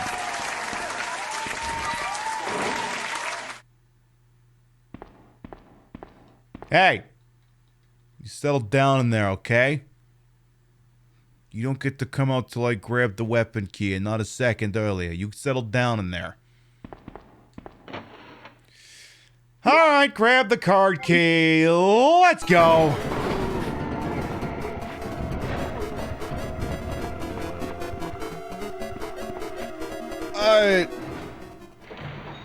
That went well.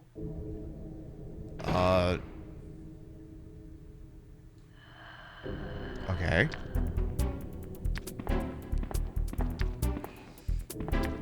Okay. Let's see what Liquor Andy over here is gonna do. Very tense situation here.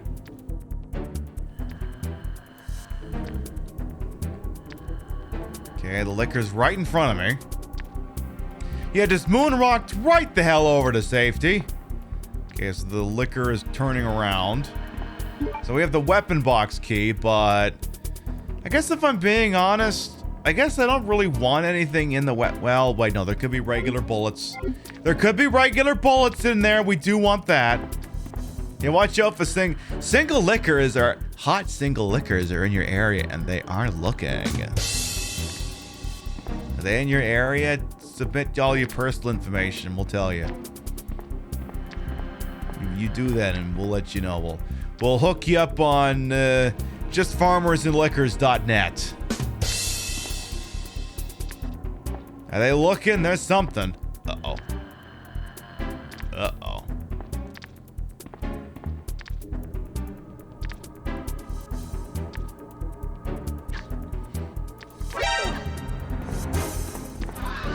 We're going hot! This is a two-stage process. You gotta... Oh, okay. Yay. Alright, let's see what wonderful amenities we have waiting for us in here. We have ourselves, let's see, we got, we could take the submachine gun of shame and the side pack. I will take neither. I actually don't want it. We're gonna leave those for Claire. So we're gonna leave those there, but I'm gonna walk out here with some bullets. So, from what I understand, if you have to take a hit from a liquor, you'd rather take one of their swipes on the ground instead of the whole ass dive where they're going right after your neck. You don't want to take those hits. A regular slice around the ground is fine. Those hurt like fucking nothing, but the jumping ones, oh, you don't want anything to do with those. All right, here we go again. See if we can get out of here with our tits intact.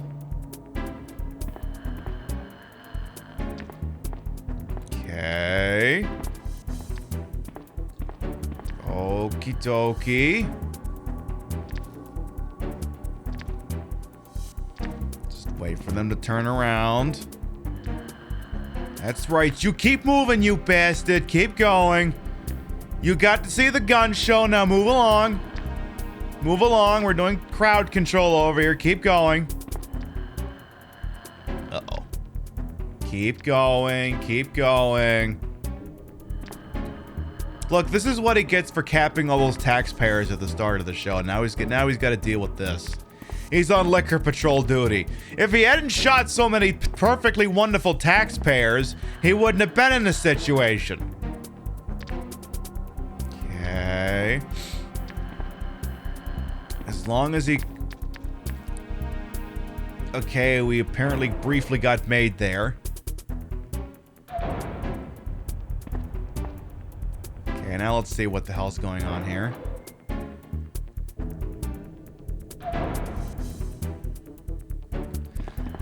Okay, we should be good.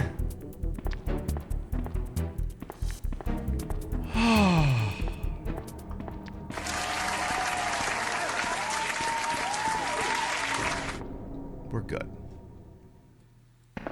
All right. Where the hell's the Magnum?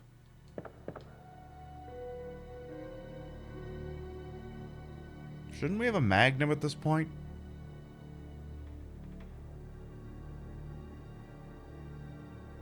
Where's that at? I'm confused.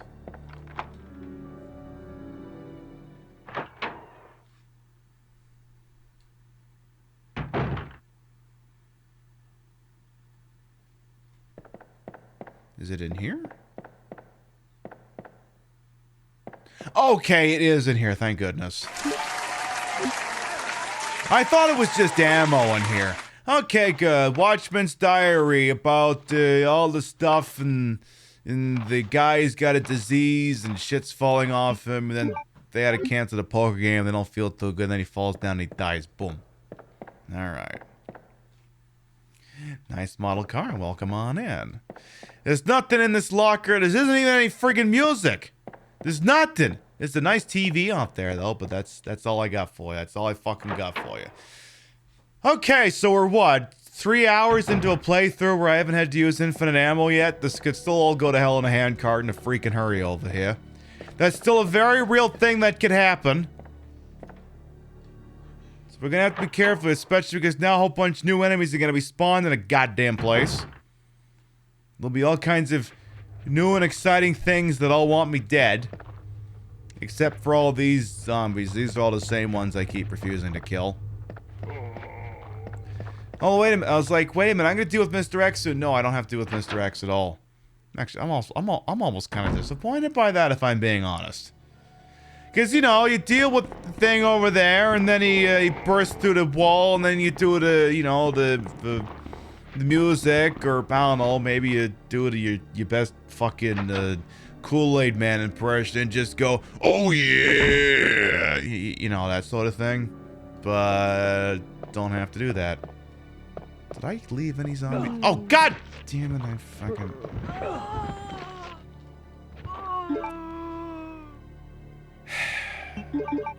Some days I don't know why I even bother. Did I at least kill the one over here? Thank goodness for that. Alright, get this key used up and out of inventory so we can go into the freaking sewers. That could be a thing we do. I almost wonder if I should briefly go back to Resident Evil 1.5. I wonder if I should do that. Because now, I mean, we've had a full show of being able to peek at the, you know, the police department in Resident Evil 2. I mean, we looked at it yesterday. I wonder if that's a thing I should do. Because, I mean, the actual police department sequence, like, to actually take a tour of the police department will take fuck long. Or not fucking long. Maybe that's the thing we do. Is that something Chad is to be interested in? If we took a little detour over there to peek at things until, you know, the game fucking locked up or something? Maybe that's the thing we do. Hello, Skittles as well. Well, come on in. Should I get that film developed too? Nah, it's only gonna have pictures of naughty, no things that I don't give a fuck about.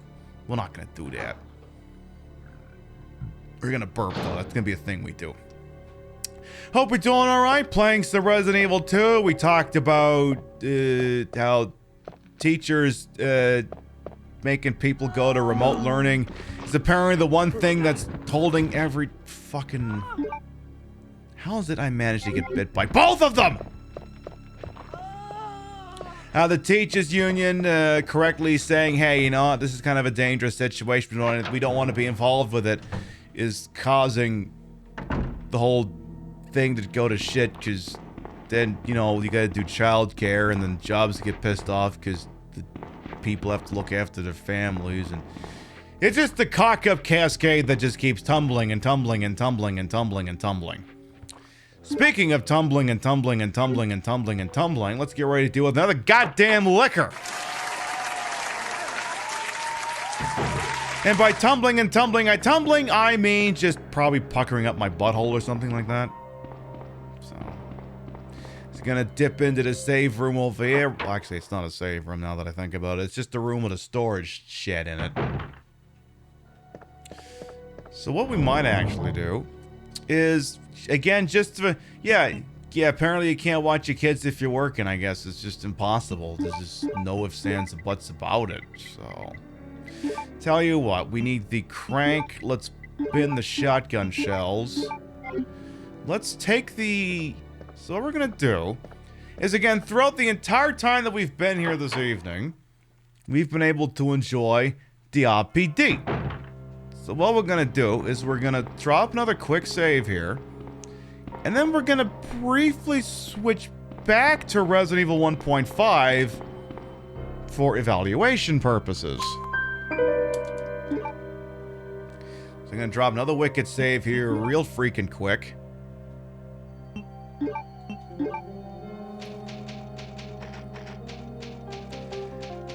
Then, you know what? We'll actually play it through the PiBcast, because we ain't gonna be doing it for long anyway. And since we're not gonna be doing it for long, I'll actually pick Elsa this time. Because it likes to lock up a lot. Like a lot. Normally I would use modern technology to do this, but I'll make it do this. So we're going to peek into the 1.5 MZD build, last updated, I think, the ascent of 2020. I don't think it's seen any significant updates since then, which is a shame, but what are you going to do? You're going to wait for this thing to load. You're going to start the menu system. Then you're just going to go here and boom. Good. And hopefully it doesn't immediately crash. Hopefully not. I would really prefer that it not. Come on, Capcom, let's do this thing. Yeah, blah, blah, blah. I like how that has a load game option, but it literally can't load game, so I don't know why it's presenting that as an option. Give me Elsa here for a giggle.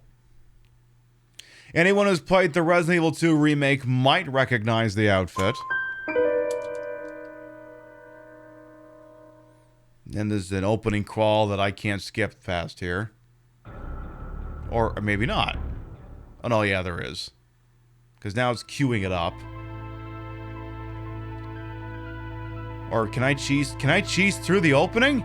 Will it let me cheese through the opening? Oh, shit. Cool.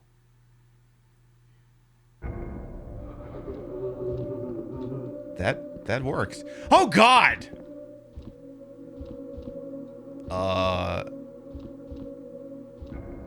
I'm gonna need a gun, and I'm gonna need it now. So, how about... Have you considered the following?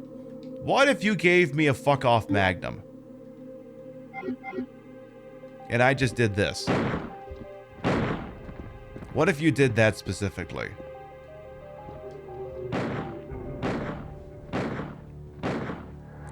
You don't remember Resident Evil 2 looking this way? Yeah, we're taking a mini detour into Resident Evil 1.5. And this room is not the room I think I was.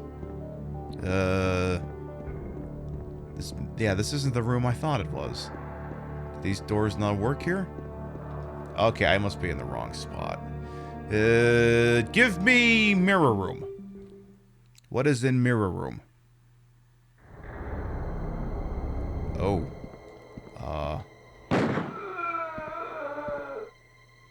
This looks a little familiar.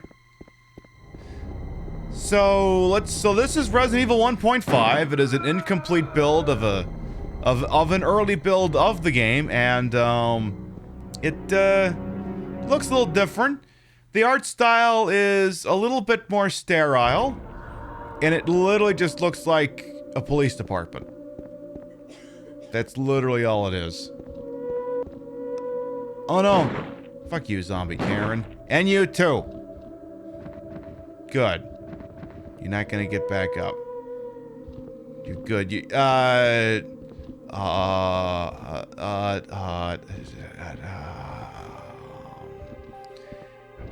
Zombie Karen? Did they just fall over and die? The zombie Karens without heads got up, walked for a bit, and then died? So, wait. So zombie Karen without the head is going to get back up, walk for a bit, and then fall over again? Cool. Cool. Awesome. Alright. Very, very neat. Love that. Let's go this way. Ah, damn it. Fuck me. Maybe if I do it like this. Gunshot. What was that? I don't know. There was a gunshot. I don't know.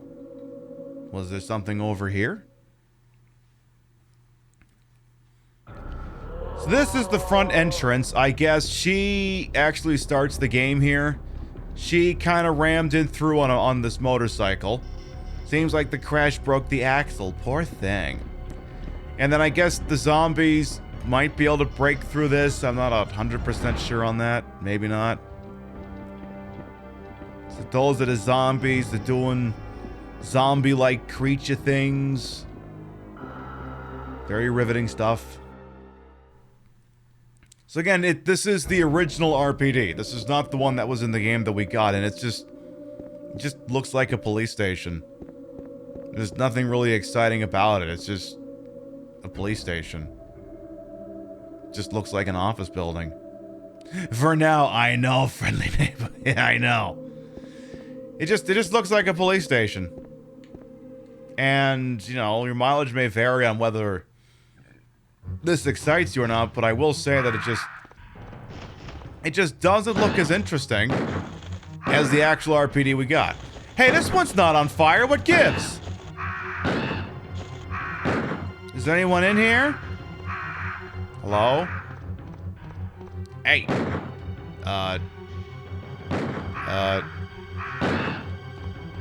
Okay, so the thing's not on fire, so Ada's not in there for her. Okay.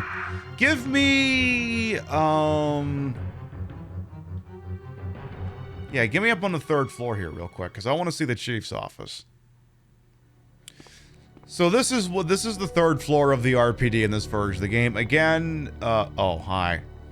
Hail, giant, for my Dark Souls fans, giant chest ahead. Or something chest ahead, you know.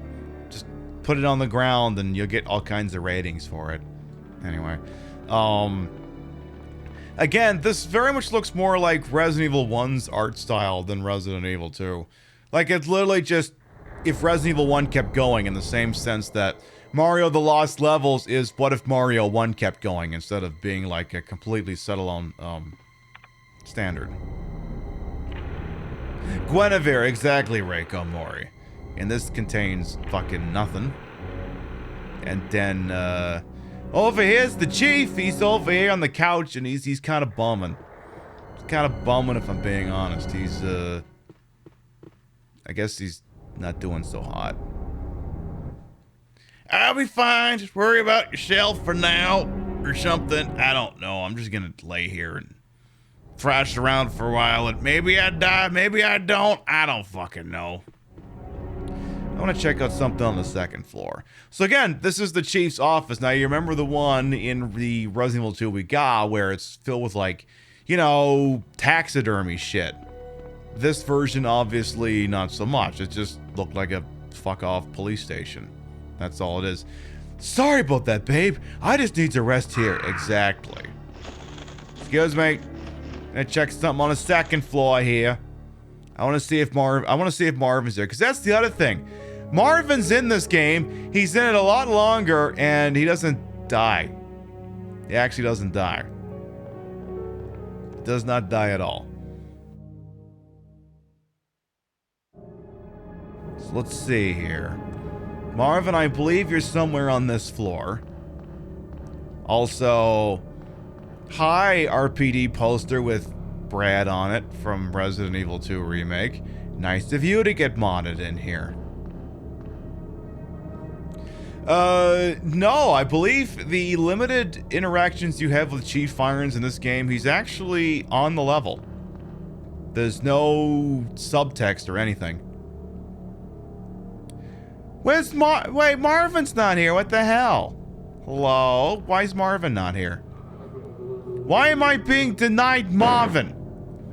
Fine, where's the garage room? Can we meet Sherry? Where is garage? I want to see garage.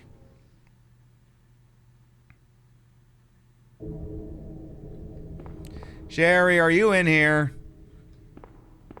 Because I know at some point you're supposed to be in here. Sherry! What the hell is this? Why are you not picking it up? Pliers? Ew. Ooh. Hey, what are you doing in a place like this?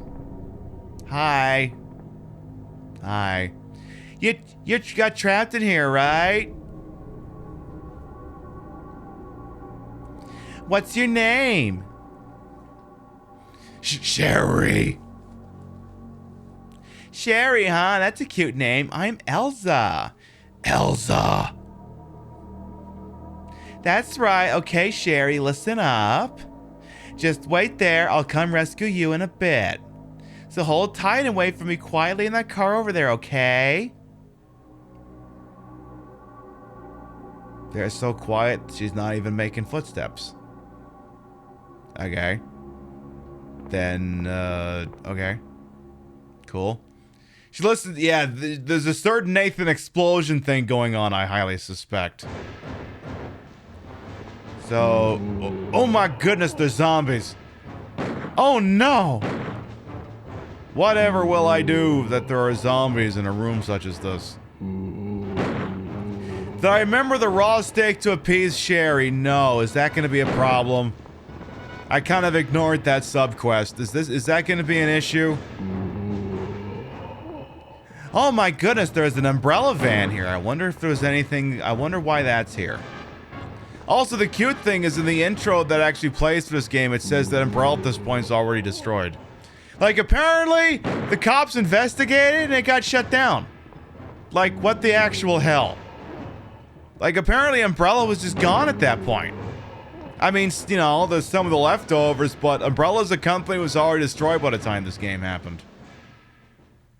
I guess, which, you know, kind of lowers the intrigue an awful lot. Hi, Sherry. How do I get through this door? The door is locked. Well, Sherry, I hate you. So, I'm gonna... I don't know. I'm gonna yell at you. I'm gonna go outdoor front. Hello, Fado. Welcome on in. Where the hell is this? Oh, we weren't here yesterday. Where the hell is this? What the hell is this? Oh. Oh, that leads to the sewers. So wait, go back up there. So then, where the hell does this go? Oh, the helipad. Oh. Except, I don't know where I am. Ah. Interesting. Does that load function actually work? I don't know if I actually ever tested that. Will it load any of my saves? Or does it just crash? Oh, it just crashes. What the hell? Well, actually, let me see that. So yeah, this version of the game didn't use typewriters, it used computers. So yeah, it wouldn't. So you would have apparently loaded just saves using like a disk or something instead of actually just using the ink ribbon and stuff. Though I can see. I want to say that inside the reflection of the computer, I can see a typewriter, because that looks like what the computer is displaying. Anyway, all right, let's get back to Resident Evil 2, which means you get to hear this.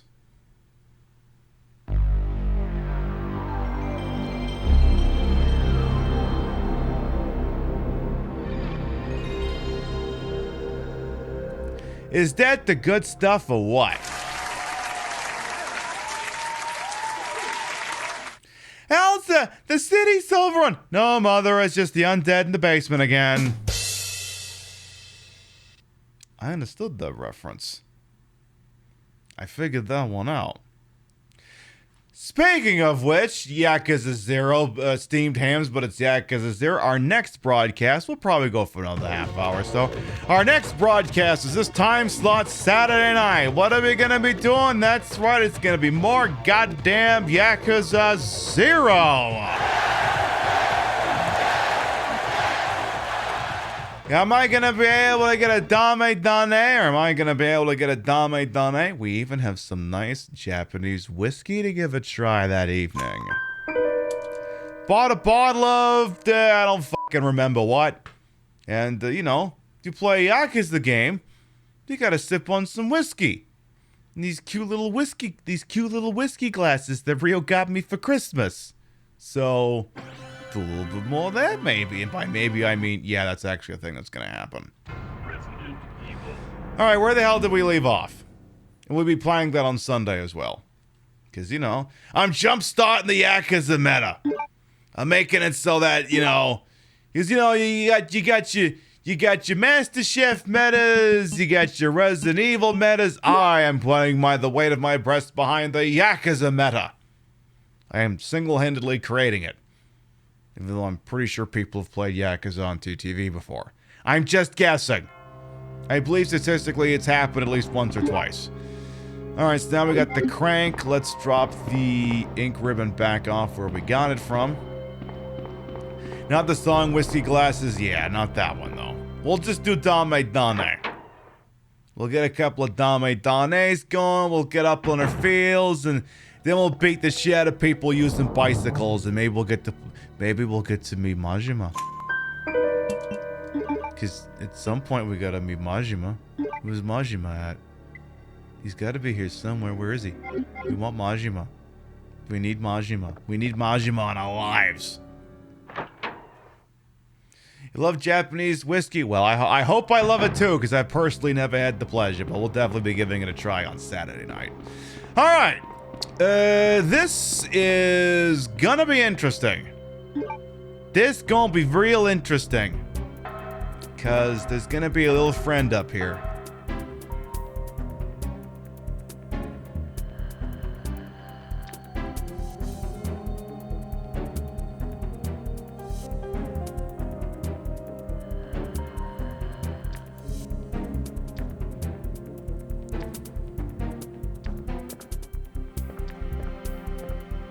Okay.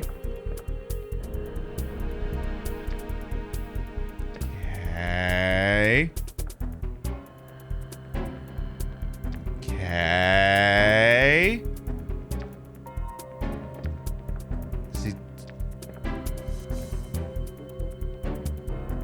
He turned around. Uh-oh.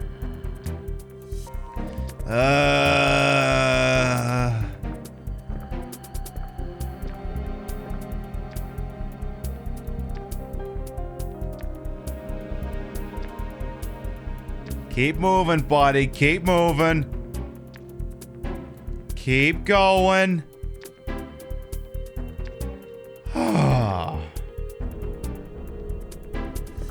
Okay. Huh. Just, huh. See, the funny thing is, lickers are an absolute, lickers is so easy to take care of in Resident Evil Survivor because you usually deal with them in wide open spots, not these cramped quarters like this. Resident Evil Survivor lickers are the easiest thing to kill. Oh, jeez, what the hell is this crap? Well, it's okay, I'm not going over there again anyway, so f*** you. Oh no! Wait! I don't have to go over there again either! We're good! I don't have to go there ever again. This can fuck off. Because, yeah, when that happened to Claire, Claire has to cut back down there. But Leon doesn't have to do that because Leon gets a shortcut. Leon doesn't have to deal with those zombies. Leon might have to deal with the liquor up here, though. No, Leon does not have to deal with the liquor up here. Jeez, Leon just gets all the breaks tonight. Holy shit. Leon hasn't even died once as a joke or otherwise. I don't know what the hell he's waiting for. You know, you could take an L for like the laugh or something. That could be a thing you do. You could consider it. Or maybe not, I don't know. Okay. Alright, we cranked one out. Good. Now we're just gonna see what really grinds our gears. Sorry, I don't have wittier repartee than that to give you right now. Sorry.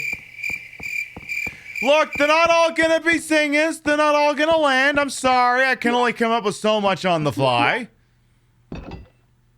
I can, however, do that. Love that for that gear, I guess.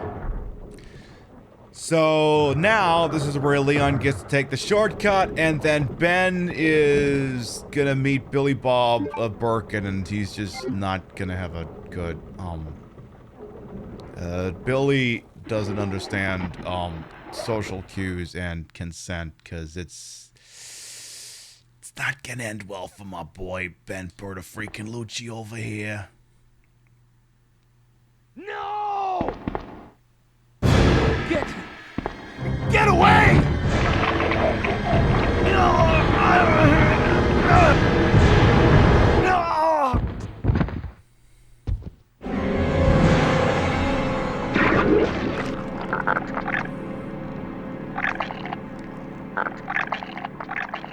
Not the deep-throating noises. Why does that eyeball always have to make the deep-throating noises? Could he just blink like a normal fucking person? Could you just do that? I love that he's gonna blow the story wide open on the Chief's corruption. We're never gonna meet the guy. Ben! You look good, right? How many fingers am I holding Can you still up? hear me? Come on, answer! Damn! I don't believe this. I almost got the story. Ben. Bitter irony. The chief of police, co-conspirator. The co is redundant. You can just say conspirator. Get that scum. Make him pay. Hang in there, Ben. Oh, my chest. It's burning. Do you want some ivermectin? What's wrong?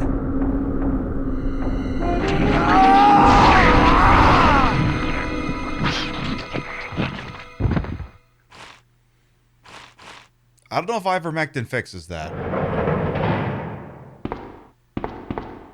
Good God, what was that? Fake news? Mail to the chief, he's the chief and he needs mailing. Mail to the chief, cause everybody mail like crazy. Mail.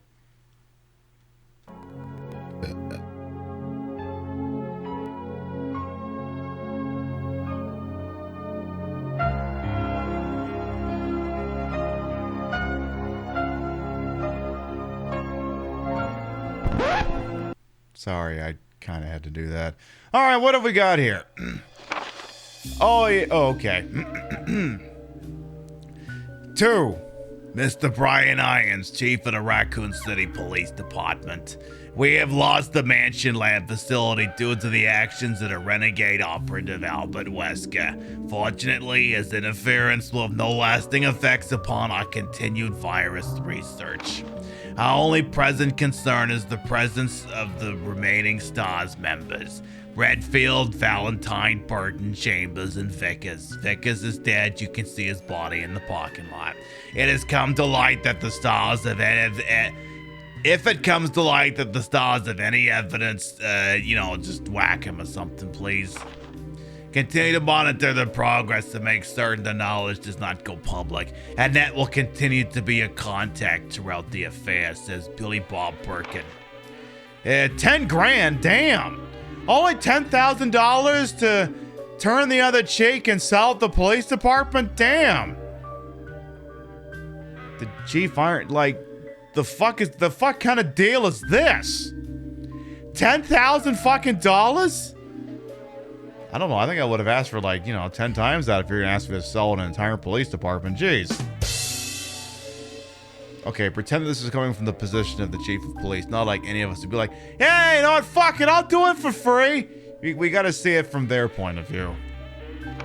T-Virus, G-Virus, oh my god, I'm not reading all of this. We have a problem, kill people, detain, suspend constitutional protections, and blah, blah, blah.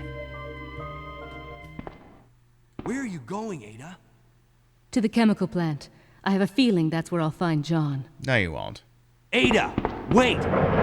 Hey! John's not in a chemical plant, you silly nitwit. Do you read me, Claire? We now have access to the back of the parking lot. Got it. I'm getting out of here and heading to the sewer. Can you meet me there? I'm on my way. Irons would have betrayed Raccoon City for a Walmart gift card. He'd have betrayed him for $5 in Kohl's cash. I don't know what the hell he would have bought with it, if I'm being honest. Maybe a shirt on clearance, which is probably gonna work because after he has his little run-in with Mr. X, he's gonna need a new shirt. So, actually, no. In this version, he also runs into I believe he also runs into Billy Bob Birkin, I think, but it plays out different. Because in Claire A, his chest explodes, kind of like, Ben did, but I can't remember how it goes in Claire B. Gosh, I may have to keep this thing going. Let's see. Once again, content warning. Spiders. Some of you don't like spiders, so once again, avert your eyes, close your eyes. Now, just look away and I'll let you know when we're clear. We'll be good on spider duty for 5 minutes and then it's gonna go to shit again. Da-da-da-da, making noises so you don't hear the spiders that are in here. La la la, and we're clear. Because, they make thump, thump, thump, thump, thump noise. And I'm like, some people probably don't want to hear that. I'm just guessing. So, making sure we're being kind and courteous to you over here. Alright, this is definitely going to be a save opportunity. Would like to avoid using the Magnum if at all possible. Give me the shotty. And dump the pistol. And make sure you equip the shotgun. Okay, good. So the really fun thing is obviously we're now sitting on the 4th plug. We put the 3 previous ones in there. The dumb thing is if you cheese it past the boss that's totally not in there, it is gonna go, there's no time for that. It's like, there is always time for sticking plugs in places. Seriously. There's always time. But they specifically decided there is no time for this. Maybe I can peek in and have a look. We'll see. Okay.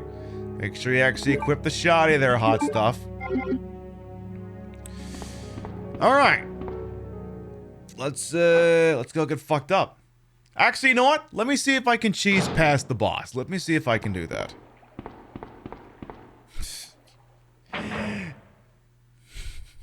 I'm just gonna laugh at that one.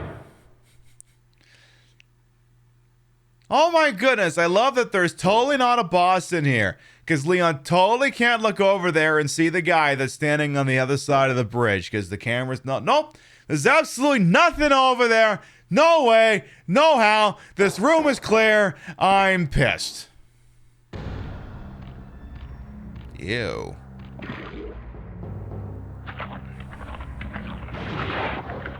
Ugh.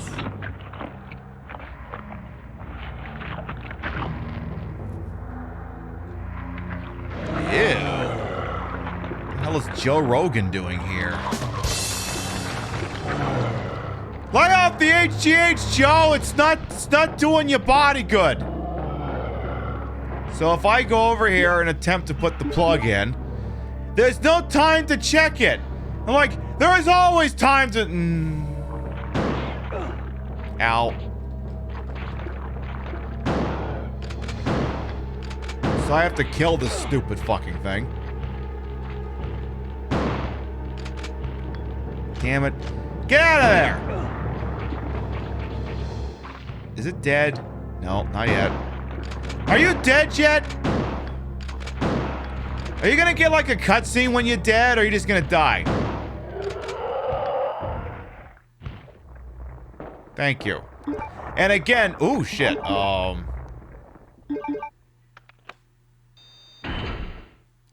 god, you got a thing on your butt.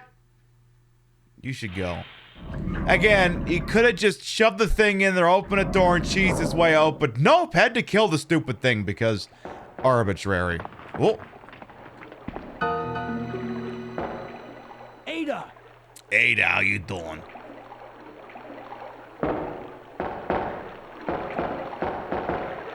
What was that all about? Running off like that was reckless and stupid. Those zombies are everywhere. Not to mention that thing that got Ben. I was there, Leon. I know. She doesn't give a fuck. Look, Ada. As an officer, it's my job to look out for you. But we're not going to get through this alive if we don't work together. Okay? All right. We'll do this your way for now. If I'm not a Resident Evil, I'm not a Resident Evil character if I don't know what to do with my hands. It is like, you're still here. Jesus, I thought I told you to fuck off ages ago. I know, right? Alright. Let's see here. I tell you what. No spiders in here. That's good. Oh yeah, I don't think the A character gets to... Oh yeah. Sometimes you can like cheese this and go up to the spot where the other character comes in, but I actually don't think you can do that in the A playthrough, which sucks. Definitely sucks. Oh yeah, since Leon doesn't have a key, he might not actually be able to get in here. Because you need a key for that. Oh. Okay, man, never mind. What's down the ladder? Is it friendly? Is it nice? Oh, this doesn't look friendly at all. This doesn't look friendly. What if... Consider the following. What if... I just didn't turn the light on? Am I gonna regret this? Am I gonna regret this decision? Okay, that's actually kind of lame. I kind of wanted a zombie to jump me the minute I did that. But it didn't, so I'm just stuck here looking like an idiot. Come on, game, work with me over here. I'm trying to organize bits. I'm trying to help you make content. Come on. How about this one? Oh, but there is a shiny. Oh, well, okay. Magnum ammo is a nice thing to have, I suppose. All right. Up the ladder. Let's go. We got two last things we can do over here. We gotta learn about the Billy Bob Birkin's origin story, and we can go get ourselves a nice pair of boots, you know what I mean? So, what we need now is, I'm gonna ignore that fax there, but what I am going to do is we're gonna get the ink ribbon out of here, save the game real freaking quick, take the ink ribbon, get that all taken care of. Qui-Gon Brook, welcome back, welcome on in. Let's see. So we don't want the Magnum right now. In fact, Leon, buddy boy, you're actually going to take the pistol. You're going to bin the shoddy and the shells. You're going to roll with the pistol. You're going to take this green herb just in case. You're going to save the game. You're also going to forget to equip the pistol because you're being a moron. Drop one last wicked save here. Good. So we're going to learn about Billy Bob Birkin's origin story, then we're going to do a little GG easy. It sounded like a plan? Good, that's what I thought. Also, you're going to stack the handgun bullets or else this whole fucking thing's not going to work. Alright! Now remember, if you're playing a Resident Evil game, a classic one that has ink ribbons in it, and you forget to put the ink ribbon back in the item box, the internet will laugh at you. So make sure you put it away, or the internet's just not gonna let you hear the end of it. Like, you know, the kind of anguish you feel that causes you to look at the picture of Laura Palmer, that's what you'll feel if you don't do it. So you gotta be careful about that shit. Speaking of being careful about that shit, hey Leon, you wanna maybe not get shot? Because if you don't like ballistic, if you don't like ballistic impacts, I suggest you not dive right about now. Heads up! Ow! Leon, that woman was... I have to talk to her. I love how Ada's literally like, you know, you just got shot, and... You know, I didn't like him anyway. Just,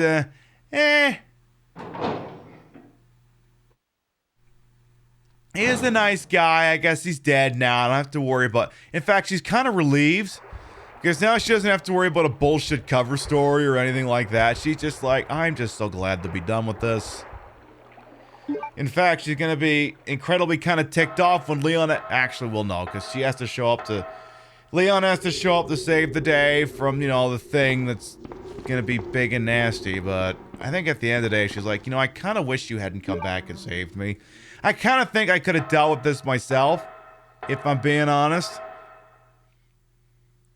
Also, wait a minute. So, you know where she shoots the gun out of her hand? What if I'm not carrying the gun? Also, yeah, Annette is about to score an incredibly improbable shooting the gun out of her hand that she's not carrying anymore. Or, oh. Okay, she fires a warning shot if you unequip the gun. You're the one who was with that cop, if I'm not mistaken. I didn't know that. Identify yourself. That's new. Ada Wong. Ada Wong. I've heard that name before. Now I remember. One of the men from Chicago who came to assist the T-virus research used his girlfriend's name as his password. Ada and John. Why would you know someone's password? How did you know? Who are you? How did you know? I played Resident Evil 1. My husband is the man responsible for the creation of the T-virus, William Birkin. What? John's dead. He became one of those zombies. My condolences. And although I regret this, you will be joining him shortly. Why don't you just shoot me? I won't let anyone take the G-virus away from me. G-virus? Why are we doing the exposition before the execution? It's capable of creating the ultimate bioweapon. Its potential is even greater than that of the T-virus. Then that must mean the creature in the police department Like, seriously, is... like, are you gonna kill me or what? My husband, William. And it's all Umbrella's fault. None of this would have happened if they hadn't tried to steal his research away from him. Is that so, boss? Yeah, she has to go through her whole Bond villain speech, I guess. This way. This is like Dead by Daylight, but with guns. My precious G-virus. No one will ever take you away from me. You know, I think this guy has issues. I just got a feeling. There he is. So you finally come. Doctor, we're here to collect the G-virus sample. Sorry. Alright, I'll give it a G-virus sample. It's this really cute thermos. It's that one there. Oh god, why are you shooting me? You might hit the sample. You hit everything but the sample. Jesus. That's it, all right. Okay, let's move out. Here's my favorite part. Annette comes in and says, hold on, I'm gonna get something for that bullet wound, singular. William. Oh my. Hold on, darling. I'm taking care of that bullet wound first. Bullet wound first, singular. Girl, he's been shot with like half a magazine from an Heckler & Koch MP5. He's riddled with either 9 or 10 millimeter submachine gun ammo. I think you're gonna need more than a few band-aids. Are you telling me that he injected the G-virus into his own body? The G-virus has the ability to revitalize cellular function. I mean, he was basically as good as dead at that point, so... When you frame it like that... Over there. When you accept that I'd have been dead either way, I guess I might have throw-stabbed myself with a G-virus. Maybe that's a thing I would do. I'm imagining like little usernames above their heads, like Noob Killer 420 and Ladies Dude 69, and they're just getting. And then you can just see like the kill counter going off in the corner, like it's a goddamn game of Counter Strike. Headshot. Monster kill.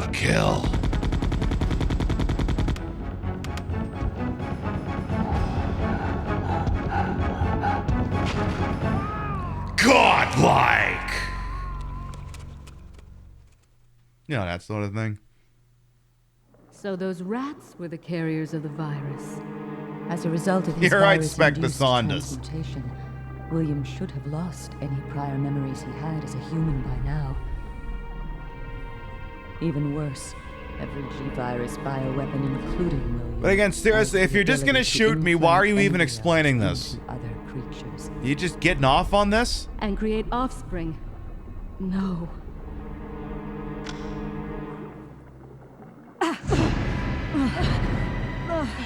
I'm just gonna slap you gently.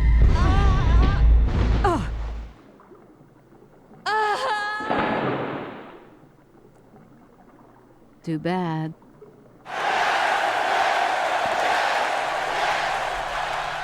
And there with the money line. Yeah, too bad. So, yeah, okay, I guess if you don't have the gun equipped, and that just fires a warning shot, I guess. I actually didn't know that. I guess it had never occurred to me to ever unequip the gun for that cutscene, so, yeah. Alright, what happens if you go down here without your gun equipped? Do you, like, not shoot at it? Because now I'm curious. Alright, Leon, go save her, dumbass. Oh my goodness, there is a thing. Damn, girl.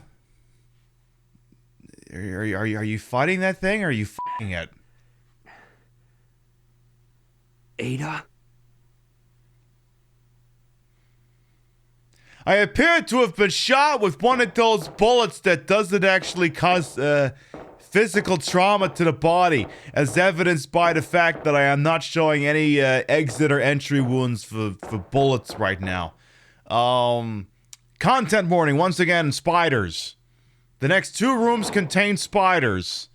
So let me put some anti-spider music on again. Room contains spiders. I'll let you know when we're done here. I know Diamond Dave. I'll love what she's having too. So, dangerous spooters there. Just gonna kind of wander past them here.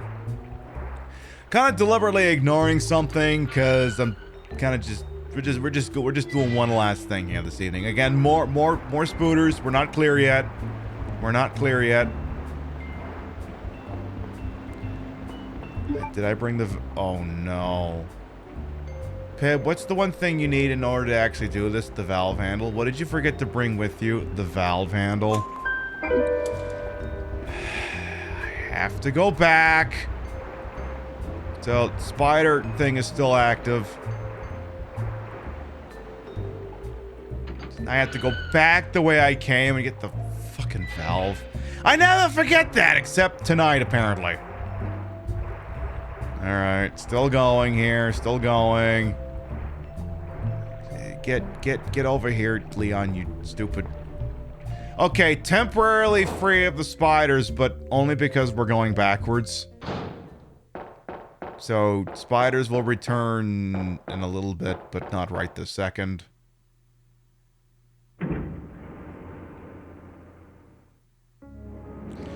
Right, now let's try doing this the proper way and go get the valve handle, you jackass! Where did I put that? Okay, there it is. Right! Now let's proceed as if this is going really well. And I try to figure out if I get hair dangling on my face or not. But anyway, as I said earlier, our next broadcast will be Saturday night, 7 p.m. Eastern, so the time slot we're doing... This is the super wrong way. My mind is just gone, apparently. And, like, my ability to be good at this game is just completely finished, I guess. Okay, let's go this way. Next broadcast, 7 p.m. Eastern, 4 p.m. Pacific, on this coming Saturday for more Yakuza 0. What else are we gonna do? Gosh, I thought we were gonna get so many plot things done when we played on Sunday, and instead, we assisted in a production shoot. We taught a dominatrix how to be a dominatrix, and I think we definitely disco danced a lot. Spider alert, spider alert, spider alert. Yeah, we did a lot of goddamn disco dancing. Like, we got into disco dancing fights with people, too. That was not a goddamn thing we did. Hello, Oscar. Welcome on in. So again, not clear of spiders yet. The next room also contains spiders. I'll let you know when we're through here. Because again, some people don't like that. Smiley Burger? Yeah, we'll go get ourselves a Smiley Burger. We'll see where the evening and the afternoon takes. Okay, now we're clear of spiders. No more spiders for the duration of the program. So, this is why you need the valve handle, because otherwise you can't get across this bridge. And I'm just glad I remembered that I didn't have the thing outside of this room, instead of coming all the way down here and then forgetting to get it. Because I probably would have ended the show right there. I would have been like, you know what? This is the biggest indignity I think I've ever suffered on this program. I think we're done here. Like, I don't think there's any recovering after that, if I'm being honest with you. So, I tell you what. Who wants a little quick kill, huh? So, much like in the Resident Evil 2 remake, you have to fight an alligator. But there's 2 ways to do it.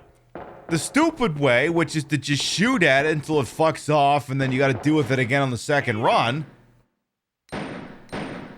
Or... Hey, do you want to tell me what's in there? No? Or, if you're smart, you run the hell away, because it's going to start coming after you here.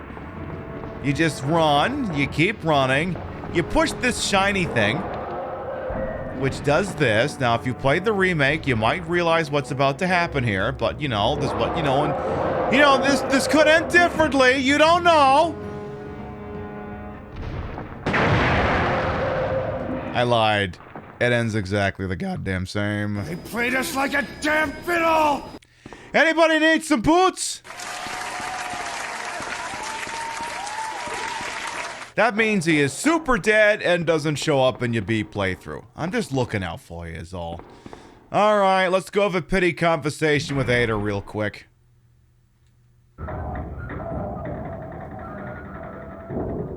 Okay.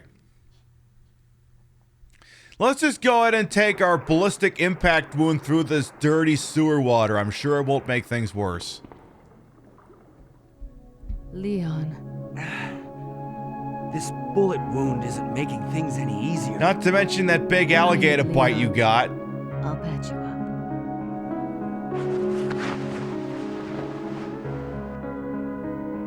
That's 2 I owe you. Don't mention it. I just found out. John's dead. What? Never mind. Let's just get out of here. The sooner the better. You want to get out of here? The sooner the better? Alright, Ada, we can swing that. We can start to wind down for the evening. Hey, she's the one who said it. She wanted to get out of here. The sooner the better. In all reality, though, it's about 10:30 in the middle of the country, so we are going to wind down for the evening. So there you go. We did the Resident Evil 1.5 yesterday and the Resident Evil 2 today. You got to see a little bit of both worlds. Maybe we keep playing next week. Maybe not. We'll see. Maybe we do some Silent Hill. You never know. We got so many options out there. Literally just Resident Evil or Silent Hill. It's a binary choice.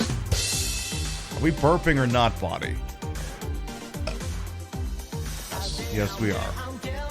So, while we figure out where the hell we're going, we're going to read off the list of gravitas, your biddies, raids, and subs to this channel. Are never required, but they'll always be appreciated. And I want to shout you out at the end of the show. So let's see what happened over here. What kind of action do we have on this wonderful, this allegedly wonderful program on the freaking internet over here? On in the top, here we go.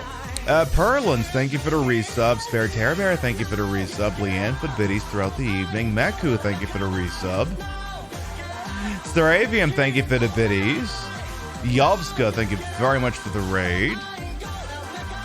Eli Trust, thank you for the gift sub debut. And Dear, thank you for the resub. Thank you, thank you, thank you. So, I tell you what. If you sub to the channel, grab the first one. If you ain't subbed to the channel, grab the second one. We love to spread the love around, not always at the same place in the face, but at the end of the day, drop y'all somewhere where we think you're gonna have a good time. Now, what's going on out there on a Thursday? I haven't had a chance to peek, so I'm gonna take me a moment to get my bearings here. Alright, who do I trust all these wonderful people with? I look, I peek, I preen, I check one target here. So, I hear there's some hot new video game making the rounds around here. This interesting game whereupon multiple people bandy together to fight off a common enemy of some sort. Something to do with home cassettes and shit like that. Should we check out whatever this is? Should we see what this brand hot new hip game that may or may not everyone be pining for codes in order to get in on this, so they should just let everyone have them at this point? Friend of the channel, Bestie Portia Gesa, is playing that VHS Betamax, whatever it's called, game. And having never looked at it before, it looks like DVD, but my aesthetic. So let's go check this shit out, huh? Like it looks like DVD, but 80s or synthwave or something. So let's go peek over there and see what the hell's going on. Thank you. We'll be live. Actually, What speech? The speech about when we're live next. We'll be live next Saturday night, 7 p.m. Eastern, 4 p.m. Pacific for more Yakuza 0. We're still playing as Kiryu. We're in Chapter 2, but hey, we could end up in the Gilded Cage sooner than you think. And then after that, the customer is king. If you know, you know. Thank you very much, everyone who followed, biddied, rated, sub, lurked for a bit, put up with my bullshit away here the entire time. You all continue to contribute to the ongoing success of this shit show we call the Pib Show. Thank you very much for stopping by, and we'll see you next time. Mwah. Good night, everyone. Then we'll get ourselves a Dame, Nana, and then we'll drink some whiskey and beat people up with bicycles and shit like that. See you later, folks. Mwah. Hey!